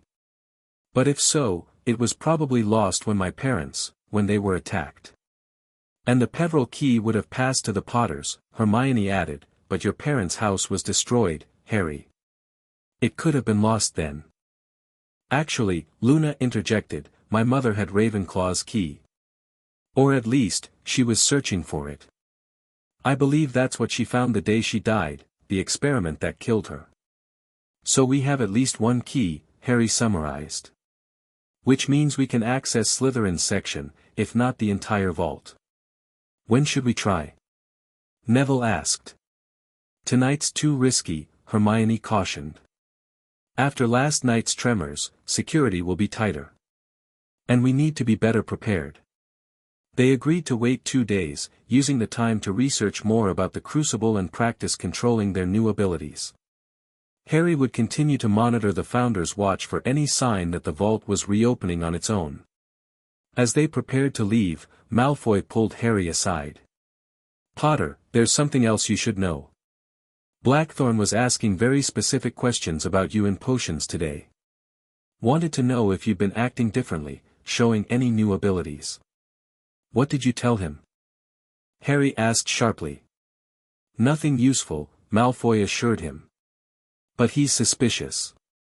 And my new senses tell me he's hiding something major. When he talks about the vault, there's a darkness around him that's not entirely his own. You think he's being influenced by someone? Harry guessed. Or something, Malfoy replied grimly. Be careful, Potter. And watch your back. With that cryptic warning, Malfoy departed, leaving Harry with yet another layer of concern to add to his growing collection. As he made his way back to Gryffindor Tower under the invisibility cloak, Harry couldn't shake the feeling that they were being drawn into something much larger and more dangerous than they had initially realized. The vault's magic was changing them, preparing them for some confrontation they didn't fully understand. And somewhere in the castle, Cadmus Blackthorne was planning his next move, possibly with Voldemort's backing. The tremors had stopped for now, but Harry knew it was merely the calm before a greater storm. He touched the Founder's Watch in his pocket, taking small comfort from its cool metal. The symbols remained dark, the vault still sealed. But for how long? And what would they find when it finally reopened? With these uneasy thoughts, Harry returned to his dormitory, where dreams of Founder's magic and ancient warnings awaited him. The changes were accelerating, and time, Harry suspected, was running out. Chapter 3, The Founder's Truth. Harry's dreams that night were more vivid than ever. He found himself standing in a vast library with shelves that stretched impossibly high, filled with books bound in materials he couldn't identify. A woman in flowing blue robes, Rowena Ravenclaw, moved between the stacks, her slender fingers tracing spines as she selected volumes that floated obediently behind her. Knowledge is power, she said, her voice echoing strangely. But some knowledge comes with a price. The scene shifted, and Harry watched as Ravenclaw drew intricate patterns in the air, silver threads of magic weaving complex designs. A man sat before her, his eyes blank, mouth slightly open. As her spell took shape, it flowed into the man's ears, eyes, and mouth. His body jerked, and his eyes suddenly blazed with blue fire. The mind is the final frontier, Ravenclaw continued, her voice now coming from all directions. Control the mind, and you control reality itself. Harry tried to speak, to ask what she was doing, but found himself unable to make a sound. The man with the flaming blue eyes turned toward him, reaching out with fingers that leaked blue smoke. "She took my will," the man said in a hollow voice. "She replaced it with knowledge I was never meant to have.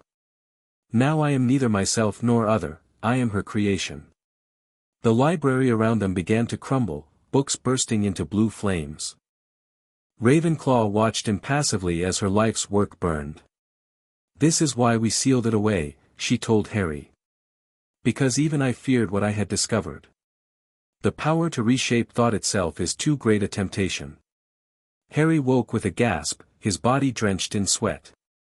The dormitory was still dark, pre-dawn light barely visible through the windows. He sat up, rubbing his temples where a dull ache had formed. These weren't ordinary dreams, they felt like memories, or messages. The Founders were showing him their greatest mistakes, preparing him for what he might find in their vault. The golden glow had spread from his hands up his forearms overnight, faint but unmistakable in the darkness. Harry quickly pulled down his sleeves, not wanting to deal with questions from his roommates. He reached for the Founder's watch on his bedside table, examining it carefully. The symbols remained dark, the vault still sealed. Unable to fall back asleep, Harry quietly retrieved the Marauder's map from his trunk. "I solemnly swear that I am up to no good," he whispered, tapping it with his wand. The castle appeared in intricate detail, most stationary in dormitories. Filch was patrolling the third floor, Mrs. Norris the seventh. Professor McGonagall was in her office, despite the early hour. And Cadmus Blackthorne was in the room of requirement. Harry frowned. What was Blackthorne doing there at 4 a.m? The ministry official had been spending an unusual amount of time in that room, according to the map. But the room of requirement could become almost anything. What was Blackthorne using it for? A movement on the map caught Harry's eye.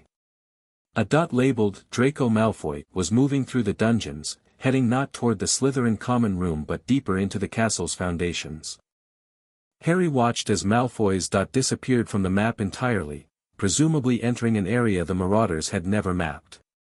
The entrance to Slytherin's section of the vault, Harry guessed. Had Malfoy gone to the vault alone? After they'd agreed to wait? Harry quickly dressed, stuffing the map and his invisibility cloak into his pocket. He needed to find out what Malfoy was up to. The castle was eerily silent as Harry made his way through the corridors, avoiding Filch and staying alert for teachers. When he reached the dungeons, he followed the route Malfoy had shown them 2 days earlier, navigating through increasingly ancient passages until he reached the dead-end wall with the tiny serpent carving. "Open," Harry hissed in Parseltongue. The stones rearranged themselves, revealing the narrow passageway. Harry lit his wand and descended, counting his steps as he spiraled deeper beneath the castle. He reached the small chamber with the badger-marked door that had led them to Hufflepuff's garden before, but continued past it, following the passage further down. Eventually, he reached another door, this one decorated with silver serpents that seemed to move in his wand light. Harry pulled out the key Malfoy had sent him, studying its intricate snake-shaped head. It matched the design on the door perfectly. Before he could insert the key, Harry heard footsteps behind him. He spun around, wand raised, to find Luna Lovegood approaching calmly, her silver eyes glowing softly in the darkness. "Hello, Harry Potter," she said dreamily. "I thought I might find you here." "Luna? How did you?" "I saw the magic moving," she explained, gesturing vaguely around them. "The vault is restless tonight. Slytherin's section is trying to open. Did you see Malfoy come this way?" Luna nodded. "About 20 minutes ago. He's worried about something, his magic was all spiky and tangled." Harry hesitated only briefly before inserting the key into the lock. It turned smoothly, and the door swung open silently. Beyond lay not a passage but a large, circular chamber lit by green-flamed torches. Unlike Hufflepuff's lush garden, Slytherin's domain was austere and elegant, more like a combination of laboratory, library, and museum. Glass cases lined the walls, containing objects that seemed to shift and change when viewed directly. Ancient tomes were arranged on shelves of dark wood, their spines marked with symbols rather than titles. At the center of the room stood the mirror of absolute truth that Harry had glimpsed in the astrolabe's vision, a tall, silver-framed mirror whose surface rippled like quicksilver. And kneeling before the mirror, his back to them, was Draco Malfoy. "Malfoy?" Harry called, stepping forward cautiously. "What are you doing here?" Malfoy startled and turned. His face was pale even by his standards, and his eyes were wide with what looked like fear. The silver scale patterns Harry had seen on his arm had spread, now visible on his neck and the side of his face. "Potter," he said, his voice strained. "You shouldn't be here." "Neither should you," Harry countered. "We agreed to wait." "I didn't have a choice," Malfoy replied, standing unsteadily. "The mirror was calling me. Showing me things I needed to see." Harry glanced at the mirror but quickly averted his gaze, remembering Slytherin's warning not to look directly into it. "What kind of things?" "The truth," Malfoy said simply. "About my family. About the Dark Lord. About what Blackthorne is really after." He gestured to the mirror. "It shows absolute truth, Potter. Not just what you want to see, like that mirror of Erased Dumbledore keeps, and not just your fears either. It shows reality without any filters or deceptions." "And what reality did it show you?" Luna asked, approaching the mirror with curious interest but stopping a respectful distance away. Malfoy's expression hardened. "That my father has been lying to me my entire life. The Malfoys weren't chosen by Slytherin to guard his legacy, we stole that responsibility from the original guardians. We've been perverting Slytherin's true purpose for generations." Before Harry could respond, a shimmer in the air announced the arrival of Salazar Slytherin's echo, more substantial here in his own domain, his translucent form having an almost solid quality. "The boy speaks truth," Slytherin's echo confirmed, studying Malfoy with a mixture of sadness and approval. "The Malfoy line usurped the guardianship from the Gaunt family centuries ago, when the Gaunts fell into madness and poverty." "The Gaunts?" Harry repeated, recognizing the name from Dumbledore's lessons about Voldemort's ancestry. "You mean Voldemort's family was supposed to be your guardians?" Slytherin's echo nodded gravely. "Before they succumbed to their worst instincts, inbreeding, violence, and an obsession with blood purity that I never endorsed, despite what history now claims." "You weren't obsessed with blood purity?" Harry asked skeptically. "I was concerned with security," Slytherin corrected. "In my time, Muggle-born children often brought danger with them, families who feared magic, communities that would hunt us. I argued for caution in who we admitted, not exclusion based on birth." His ghostly features showed ancient frustration. "But history is written by the victorious, and Gryffindor's perspective became the accepted truth." Luna had drifted to one of the glass cases, examining its contents with fascination. "These are memory containers," she observed. "But not like pensieves. These hold complete personalities." Slytherin's echo turned to her. "Indeed. My research focused on the preservation of consciousness, finding ways to store knowledge and experience beyond the lifespan of the physical body." "Like the echo you created of yourself?" Harry guessed. "A primitive version," Slytherin acknowledged. "My later work achieved much more complete preservation. The ability to transfer an entire consciousness from a dying body to another vessel." Harry felt a chill. "Like Voldemort does with his Horcruxes?" Slytherin's expression darkened. "That abomination is a perversion of my research. I sought to preserve wisdom and experience through willing transference at the moment of natural death. Not to tear the soul through murder to achieve unnatural life." Malfoy had moved away from the mirror and was now examining a large parchment spread across a stone table. "This is what I came to find," he said, gesturing Harry over. "The original blueprint for the vault." Harry joined him, careful to keep his eyes away from the mirror. The parchment showed an intricate diagram of the Founder's vault, revealing a structure far more complex than what they had seen. The 4 sectional chambers connected to the central hall, but beneath them all was another chamber, larger than the rest. "What's that?" Harry asked, pointing to the lower chamber. "The heart of the vault," Slytherin's echo explained, floating closer. "Where the 4 masterworks can be combined to form the Founder's crucible." "And that's what Blackthorne is really after," Malfoy said grimly. "Not just the individual artifacts, but the crucible itself." Which could reshape magic, Harry remembered. But why would he want to do that? What's his real goal? "That, young Gryffindor, is what troubles me," Slytherin's echo said. "The mirror shows me that Blackthorne is not acting entirely of his own volition. There is a darkness guiding him, a consciousness I find disturbingly familiar." "Voldemort," Harry said immediately. "He's working with Voldemort." "Not precisely," Luna interjected, her silver eyes reflecting the green torchlight. "It's more like he's being influenced by something connected to Voldemort, but older. Something from within the vault itself." Before they could discuss further, the chamber trembled slightly. Dust fell from the ceiling, and the green flames flickered. "He's trying again," Slytherin's echo said urgently. "Using the room of requirement to find another way in." "The room of requirement?" Harry repeated. "That's why he's been spending so much time there." "The room can become almost anything," Luna noted. "Including, perhaps, a way into the vault if the need is great enough." "We need to wake the others," Harry decided. "If Blackthorne breaks through, we need everyone ready." "There's no time," Malfoy argued. "We need to secure the other masterworks first."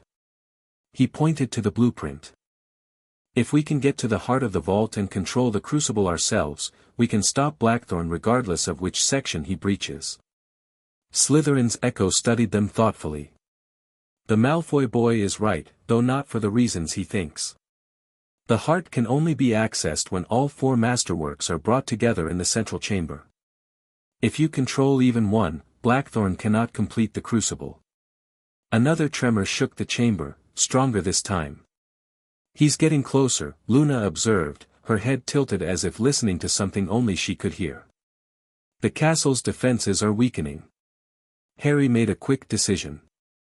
"Luna, go wake Hermione, Ron, and Neville. Bring them to the main chamber if you can get through. Malfoy and I will try to secure Slytherin's masterwork and meet you there." Luna nodded and departed without argument, seeming to glide rather than walk as she left the chamber. "Where is your masterwork?" Harry asked Slytherin's echo once Luna was gone. "The mirror." "The mirror is merely a tool," Slytherin replied. "My true masterwork lies behind it." Malfoy approached the mirror cautiously. "How do we get past it without looking into it?" "You don't," Slytherin said simply. "The mirror is the guardian and the test. Only one who can face absolute truth without flinching may pass." Harry and Malfoy exchanged uneasy glances. "What happens if we look but can't handle what we see?" Harry asked. "Madness, in most cases," Slytherin said matter-of-factly. "The human mind is not designed to perceive reality without the filters of perception and self-deception." "Great," Harry muttered. "Any volunteers?" To his surprise, Malfoy stepped forward. "I've already looked once and survived. And the vault's magic has been changing me, maybe preparing me for this." "Malfoy," Harry began, but Draco cut him off. "This is my responsibility, Potter. My family stole this guardianship, let me at least try to fulfill it properly." Before Harry could argue further, Malfoy turned to face the mirror directly. His body went rigid, and a gasp escaped his lips. The silver scales on his skin seemed to ripple and spread, covering more of his face and neck. His eyes widened, then narrowed, as if focusing on something infinitely distant. "What do you see?" Harry asked cautiously, careful to keep his own gaze averted. "Everything," Malfoy whispered. "The patterns behind reality. The structure of magic itself." His voice took on a strange, resonant quality. "And the way through." Malfoy reached out, his fingertips touching the mirror's surface. Instead of meeting solid glass, his hand passed through as if the mirror were liquid. Without hesitation, he stepped forward and disappeared entirely into the silver surface. Harry waited, heart pounding, uncertain if he should follow. The chamber trembled again, and Slytherin's echo flickered. His attacks grow stronger, Slytherin observed. You must hurry. I can't just, Harry began, but was interrupted as the mirror's surface rippled and Malfoy stepped back through, looking shaken but triumphant. In his hands, he held what appeared to be a crystal vial containing swirling silver-green mist. The essence of truth, Malfoy said, holding it carefully. Slytherin's masterwork. It can separate truth from deception in any form, objects, people, even magic itself. Precisely, Slytherin confirmed. When combined with the other masterworks in the crucible, it allows the wielder to distinguish between corrupted and pure magic, essential for reshaping magical laws without unintended consequences. Another, more violent tremor shook the chamber. Sections of the ceiling began to crumble, and one of the glass cases shattered, its contents dissipating into mist. The vault is collapsing, Slytherin said urgently. Blackthorne has found a way to attack the foundations directly. You must reach the central chamber before the passages seal themselves. Harry and Malfoy needed no further urging. They raced from Slytherin's chamber back into the passage, Malfoy clutching the essence of truth carefully. The tunnel was already changing, narrowing in places and widening in others, the very stone seeming fluid and unpredictable. This way, Malfoy called, taking a fork in the passage that Harry hadn't noticed before. This leads directly to the central chamber. They ran through the twisting tunnel, the rumbling growing louder behind them. Twice they had to leap over sudden chasms that opened in the floor, and once duck under a section of ceiling that crashed down moments after they passed. Finally, they burst into the central chamber of the Founder's Vault, the vast space with its soaring ceiling, massive columns, and the astrolabe of memory on its central pedestal. To Harry's relief, he saw Hermione, Ron, and Neville already there, looking disheveled but alert. Luna had apparently succeeded in her mission. Harry! Hermione cried when she saw them. Thank goodness you're all right. The whole castle is shaking. Even the students in the dormitories have noticed. Where's Luna? Harry asked, looking around for her distinctive silver eyes. She went to Ravenclaw's section, Ron explained, pointing to the blue emblazoned alcove. Said she needed to secure the thought harvester, whatever that is. It's Ravenclaw's masterwork, Harry explained quickly. Like this is Slytherin's. He nodded to the vial in Malfoy's hands. You got it, Neville observed, looking impressed despite himself. What about the others? We need to find them before Blackthorne does, Harry said. Gryffindor's is the Bloodthirster sword, and Hufflepuff's is the heart of the garden. I know where the heart is, Neville said with newfound confidence. I can feel it calling to me. And I've seen the sword, Harry added. It's in a case in Gryffindor's alcove. The chamber shook again, more violently than before. One of the massive columns cracked from top to bottom, stone fragments raining down around them. We need to split up, Harry decided quickly. Neville, get Hufflepuff's masterwork. I'll get Gryffindor's. Ron, Hermione, stay here and guard the central chamber. Malfoy, keep that essence safe. They nodded, accepting his leadership without question. As Neville headed for Hufflepuff's alcove and Harry toward Gryffindor's, the four Founder echoes materialized around the astrolabe, their forms flickering and unstable. He's breaching the outer defenses, Godric's echo announced, his spectral armor dented and his expression grim. The room of requirement has connected to the vault through a weakness in Ravenclaw's section. Luna! Hermione gasped. She's in danger. Go help her, Harry called to Hermione. Ron, stay with Malfoy and the essence. Hermione nodded and sprinted toward Ravenclaw's alcove. Harry continued to Gryffindor's section, where the glass case containing the Bloodthirster sword stood behind the massive oak desk. Unlike his previous visit, the case was now surrounded by a swirling vortex of red energy, a final defense against theft. Harry approached cautiously, feeling the magic react to his presence. It seemed to test him, tendrils of energy reaching out to brush against his skin. The sword recognizes Gryffindor's blood in you, however distant, Godric's echo said, appearing beside Harry. But it requires proof of worthiness. What kind of proof? Harry asked, eyeing the menacing blade with its blood channel and light-absorbing rubies. The courage to sacrifice, Godric replied. The sword drinks blood freely given, not taken in violence. Harry understood immediately.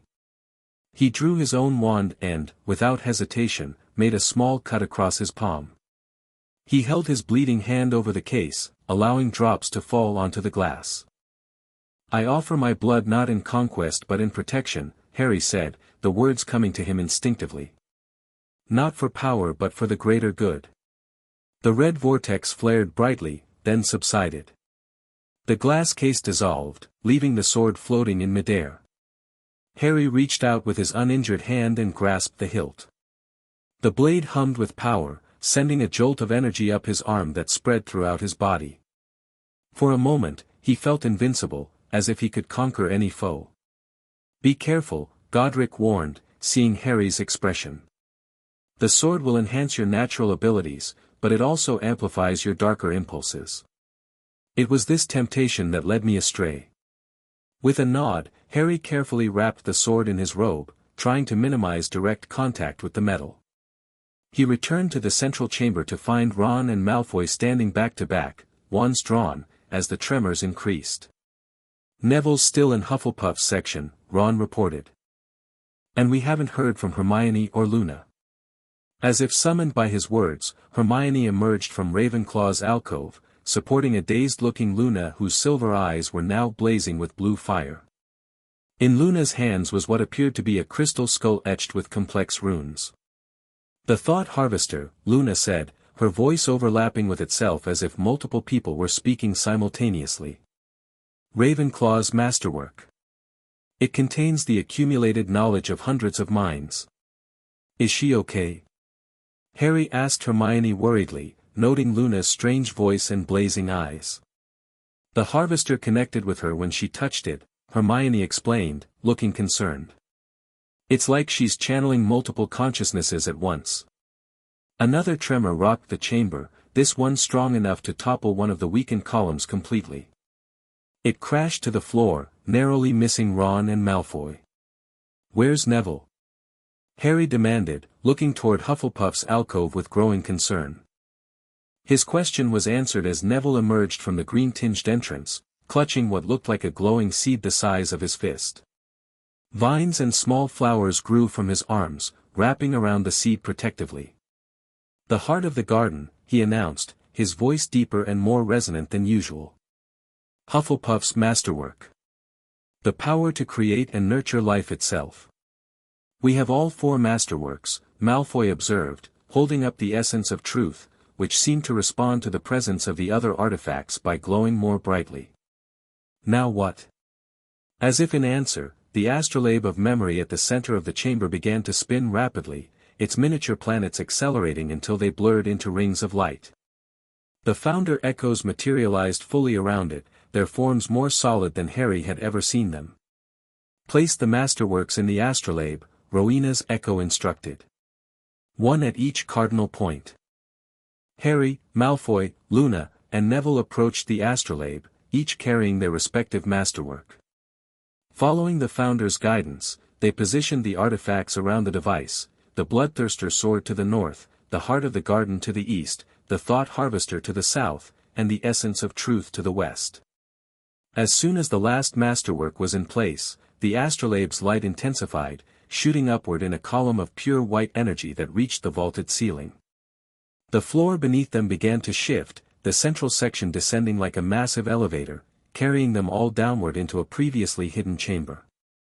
The heart of the vault, Hufflepuff's echo announced as they descended. Where the Founder's crucible can be formed.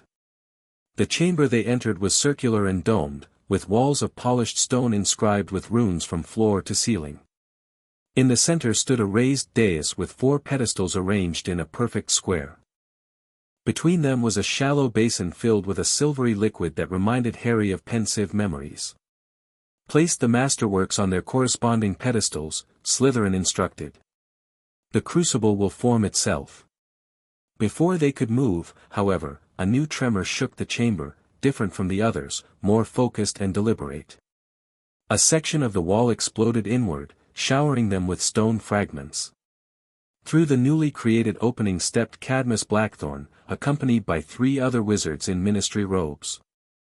"How convenient," Blackthorne said, his voice eerily calm as he surveyed the scene.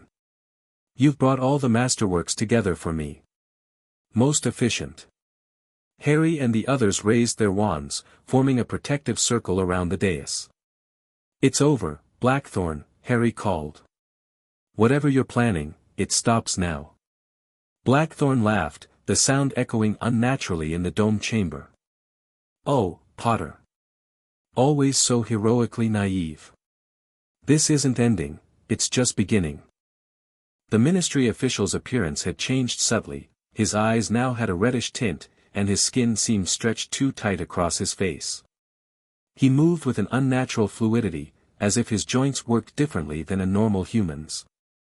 "He's being possessed," Luna said, her multi-voiced speech becoming more pronounced. "The knowledge within the harvester recognizes the signs." "Possessed by what?"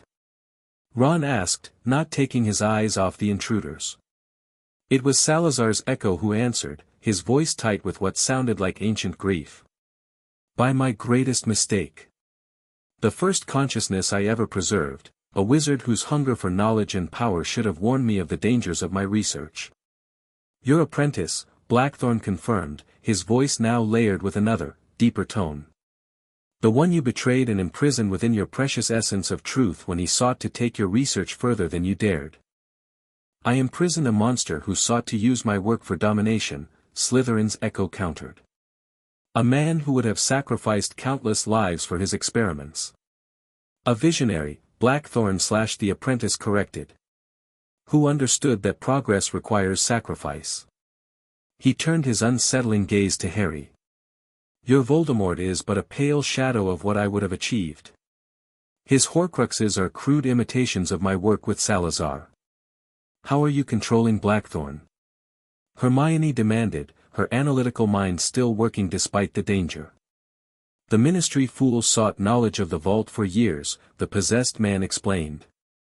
"When he finally found references to my existence in ancient texts, I was able to reach out to him through the weakening seals. A whisper here, a suggestion there, gradually strengthening our connection until I could guide his actions directly." Another tremor shook the chamber, this one seeming to originate from the dais itself. The silvery liquid in the basin began to bubble and rise, forming a spiraling column. "Enough talk," Blackthorne snapped, his voice momentarily his own again. He gestured to his companions. "Secure the masterworks." The 3 ministry wizards advanced, wands raised. Harry reacted instantly, drawing on his new abilities without conscious thought. He raised the Bloodthirster sword, which glowed with crimson energy, and swept it in an arc before him. A wave of force knocked 2 of the wizards backward, while Ron engaged the third in a surprisingly skillful duel.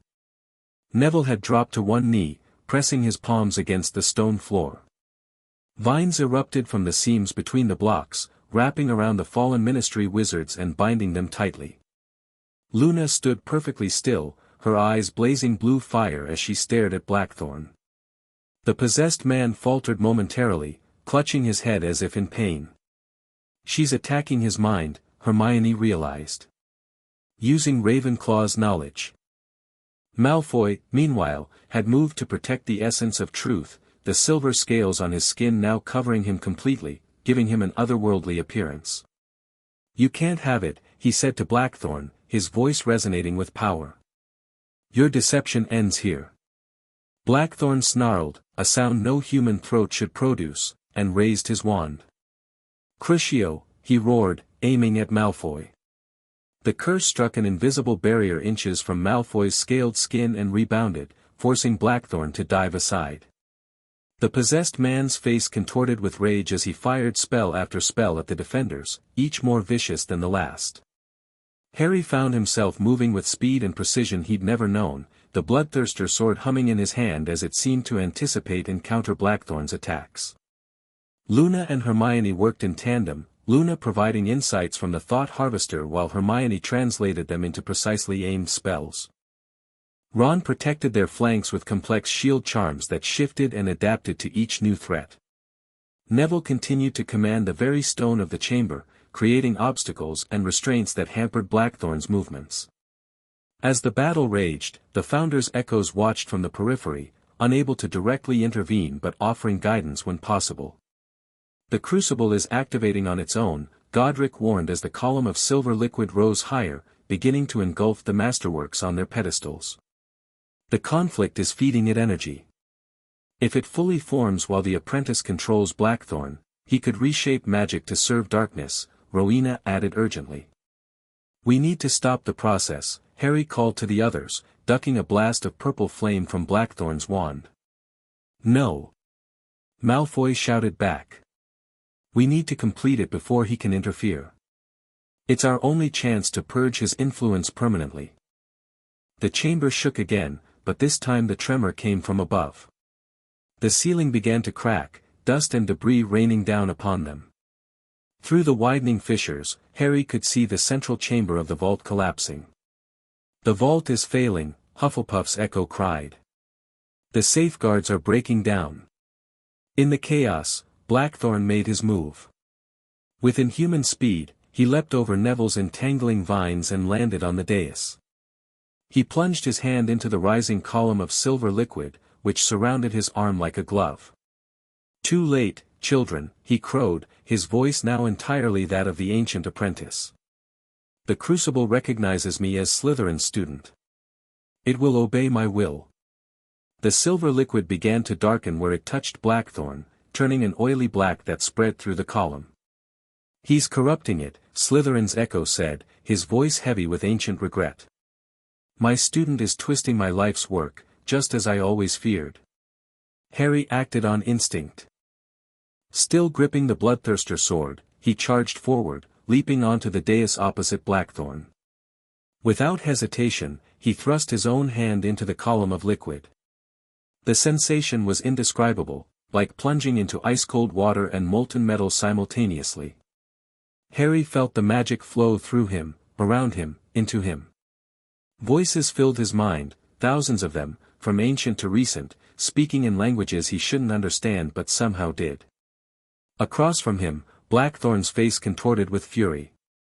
No. It's mine to control. Not alone, Harry gasped, the effort of resisting Blackthorn's will through the crucible nearly overwhelming. Never alone. Understanding what Harry needed, his friends moved as one. Neville placed his hand on Harry's shoulder, channeling Hufflepuff's nurturing magic into him. Luna touched his other shoulder, the blue fire in her eyes intensifying as she shared Ravenclaw's collected wisdom. Ron stepped forward to grasp the hilt of the bloodthirster sword alongside Harry, adding Gryffindor's courage to the mix. And to Harry's surprise, Malfoy joined them, pressing his scaled palm against Harry's back. For once, Potter, I agree, he said, Slytherin's truth-seeing power flowing through his touch. Some burdens shouldn't be borne alone. Hermione completed their circle, taking her place between Ron and Neville. Though she had no Founder's power directly, her brilliant mind and unwavering logic provided the balance the others needed. United, they pushed back against Blackthorn's corruption. The blackness in the column receded, replaced by a swirling mixture of house colors, red, blue, yellow, and green intertwining in perfect harmony. No. Blackthorn / the apprentice howled. I will not be denied again. With a desperate surge, he pulled something from his robes, a small, golden object that Harry recognized with shock as a time-turner, though unlike any he'd seen before. It was larger, more complex, with multiple rotating rings. If I cannot control the crucible in this moment, Blackthorn snarled, then I will take it to a time when you cannot interfere. He smashed the time-turner into the column of liquid. The effect was immediate and catastrophic. The crucible's magic and the time-turner's temporal energy reacted violently, creating a shockwave that threw everyone backward. The column collapsed, splattering the silvery liquid across the chamber. Where Blackthorn had stood was now a swirling vortex of temporal energy, a rip in the fabric of time itself. It pulsed and expanded, drawing in loose objects from around the chamber. "The fool has torn the veil between times," Rowena's echo said, her form becoming more transparent as the vault's magic destabilized. "If the breach isn't sealed, it could spread beyond the vault, beyond Hogwarts, potentially affecting time throughout Britain or beyond. How do we seal it?"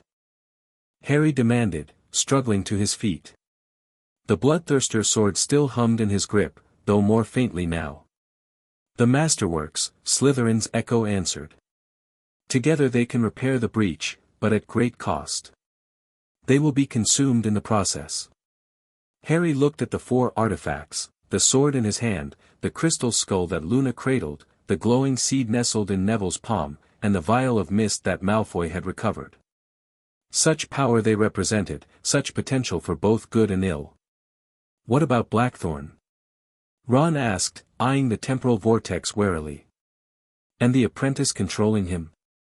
"Trapped between moments," Hufflepuff's echo explained. "Neither here nor there, neither now nor then. A fitting punishment for one who sought to manipulate time itself." The vortex continued to grow, pulling with increasing strength. Hermione nearly lost her footing, saved only by Ron's quick reflexes. "We need to decide now," Malfoy urged, his scaled features set in determination. "Use the masterworks to seal the breach or risk the consequences." "But the founders spent their lives creating these," Neville objected. "All their knowledge, their achievements, lost forever." "Knowledge isn't meant to be hoarded," Luna said, her multi-voiced speech somehow perfectly clear despite the roaring of the vortex. "It's meant to be used when needed most."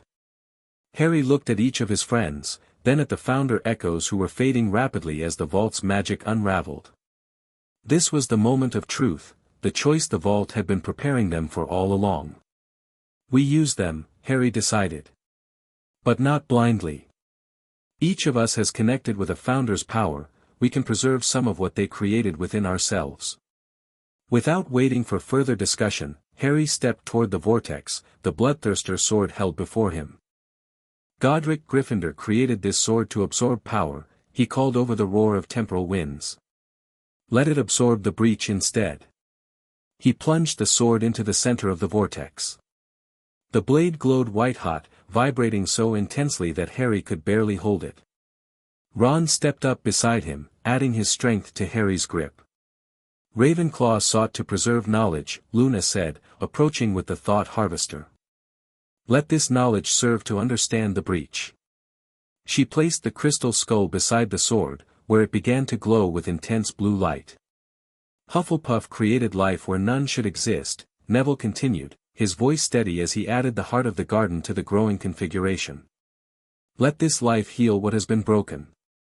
The seed pulsed with golden energy, sending out tendrils that wrapped around the other artifacts. Malfoy was last, his scaled face impassive as he approached with the essence of truth. "Slytherin sought to reveal truth and contain deception," he said formally. "Let this essence restore the truth of time itself." He poured the swirling mist into the configuration, where it spread to coat the other artifacts in a silver sheen. As the 4 masterworks came together within the vortex, they began to merge, forming a new configuration that resembled the astrolabe but was both more complex and more elegant. The Founder's Crucible in its true form, not a weapon or a tool of power, but a means of restoration and balance. The vortex began to contract, drawing the crucible into its center. The pull increased, threatening to take Harry and his friends with it. "Let go!" Godric's echo commanded. "The masterworks will complete the task on their own now." With effort, they released their hold on the artifacts. The crucible spun faster, glowing with blinding white light as it collapsed inward, taking the vortex with it. There was a moment of perfect silence, then a thunderous implosion that knocked everyone to the ground. When Harry raised his head, the vortex was gone. Where it had been was nothing but a small scorch mark on the stone floor. The masterworks had vanished completely.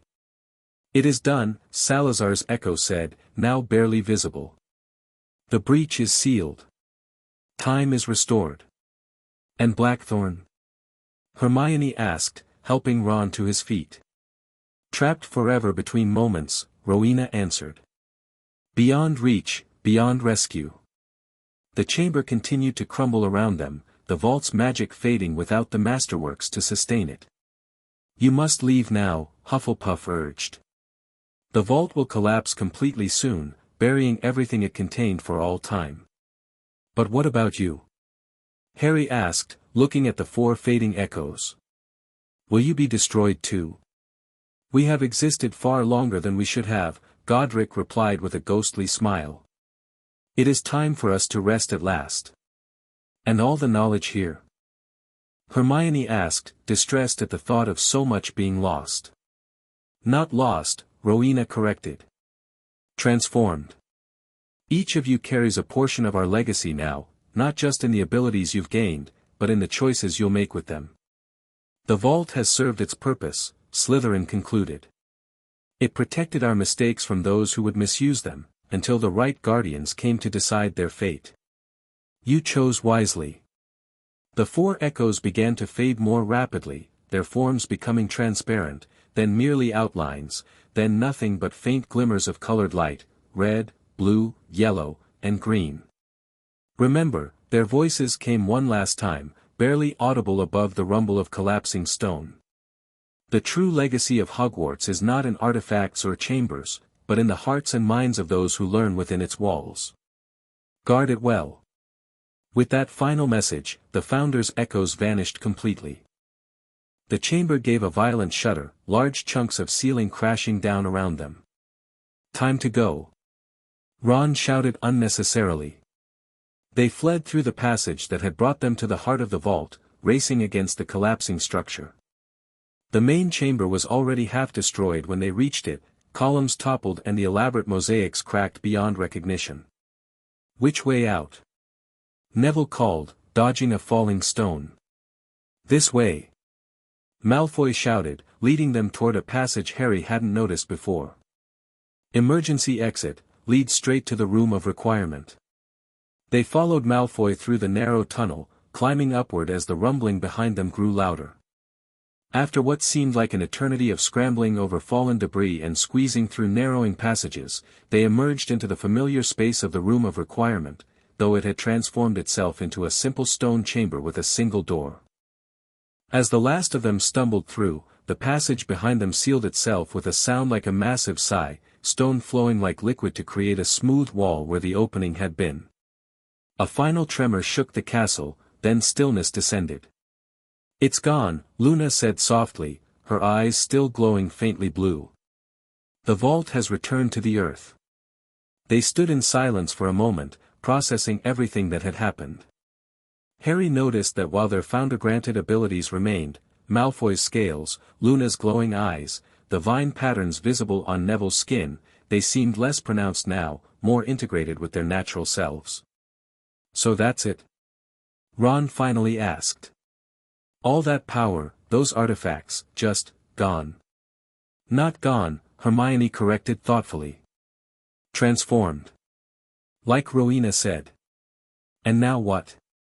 Malfoy asked, looking down at his scaled hands with an unreadable expression. "We just go back to classes like nothing happened." Harry considered the question.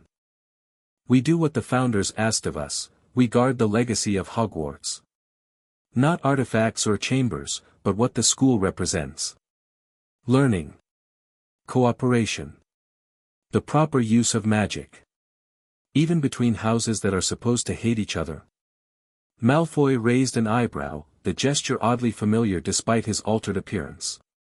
"Especially then," Harry replied firmly. "The Founders worked together despite their differences. Their mistakes came when they forgot that balance." The room's door opened suddenly, revealing Professor McGonagall in her tartan dressing gown, wand raised and expression severe. "Potter. Weasley. Granger. Longbottom," she exclaimed, then noticed the others. Lovegood and Malfoy? What in Merlin's name is going on here? The entire castle has been shaking for the past hour. Harry exchanged glances with his friends, a silent agreement passing between them. Sorry, Professor, he said, stepping forward. We were practicing some advanced defensive spells and they got a bit out of hand. McGonagall's eyes narrowed, taking in their disheveled appearance, the subtle physical changes, and the obvious evidence of recent battle. Advanced spells, she repeated skeptically. At 3 o'clock in the morning. Together with students from different houses, including Mr. Malfoy. Inter-house cooperation, Malfoy offered with a straight face. Potter's idea. Very educational. McGonagall looked like she wanted to pursue the matter further, but something in their united front gave her pause. Her gaze lingered on Harry, seeming to see more than he was comfortable with. I see, she said finally. Well, whatever the cause, the disturbances appear to have stopped. I suggest you all return to your dormitories immediately. We will discuss appropriate detention for being out after curfew tomorrow. As they filed past her, McGonagall caught Harry's arm gently. Mr. Potter, she said quietly, so only he could hear. The headmaster asked me to give you a message, should I find you tonight? He said, some chambers are best left sealed, but their lessons should never be forgotten. Harry stared at her, speechless. Had Dumbledore known all along? Had this been another of his tests? McGonagall released his arm with the faintest hint of a smile. Good night, Mr. Potter. I suggest a cleaning charm before breakfast, you appear to have vault dust in your hair. She strode away, leaving Harry frozen in place until Ron called him to catch up. As they made their way back to their respective dormitories, the 6 students walked in thoughtful silence. What had begun as Harry's accidental discovery had changed each of them profoundly, forging unexpected connections and revealing truths about Hogwarts history that few had ever known. What happens now? Neville finally asked as they reached the point where they would separate. Between all of us, I mean. Harry looked at each of them, Ron and Hermione, his oldest friends, Neville, who had shown extraordinary courage, Luna, with her unique perception, and Malfoy, the unexpected ally. We remember, Harry said simply. We carry what we've learned forward. And maybe we try to be what the founders should have been, different but united. I'm not joining your fan club, Potter, Malfoy said, but without his usual malice. But I suppose we have a truce. A truce, Harry agreed, offering his hand. After a moment's hesitation, Malfoy took it. Where their hands met, a brief glow of green and red light mingled before fading away. Luna smiled her dreamy smile. The castle approves, she said. The magic is settling into new patterns. Better ones, I think. With nods and quiet goodbyes, they parted ways, Malfoy heading to the dungeons, Luna toward Ravenclaw Tower, and the Gryffindors to their own common room. As Harry climbed through the portrait hole, exhaustion finally catching up to him, he felt a weight lift from his shoulders. The Founder's vault was gone, its dangerous artifacts destroyed, its dark secrets buried. But its legacy remained, transformed and renewed in those who had been chosen to protect it. The Founders had made terrible mistakes in their pursuit of magical advancement, mistakes powerful enough to require centuries of concealment. But they had also created Hogwarts, a place where young witches and wizards could learn to use magic responsibly, ethically, together. As Harry finally collapsed into his 4-poster bed, dawn light just beginning to peek through the windows, he touched the faint golden patterns that now permanently marked his skin, a reminder of what he had discovered beneath Hogwarts. Not just chambers and artifacts and echoes of the past, but a truth more important than any masterwork, that magic's greatest power lies not in what it can destroy or create or transform, but in how it connects those who wield it. With that thought, Harry drifted into a deep, dreamless sleep, the first he'd had since discovering the hidden chamber beneath Hogwarts that contained every Founder's darkest secret. The end. Thank you for watching this video. Please be sure to subscribe to our channel and like this video.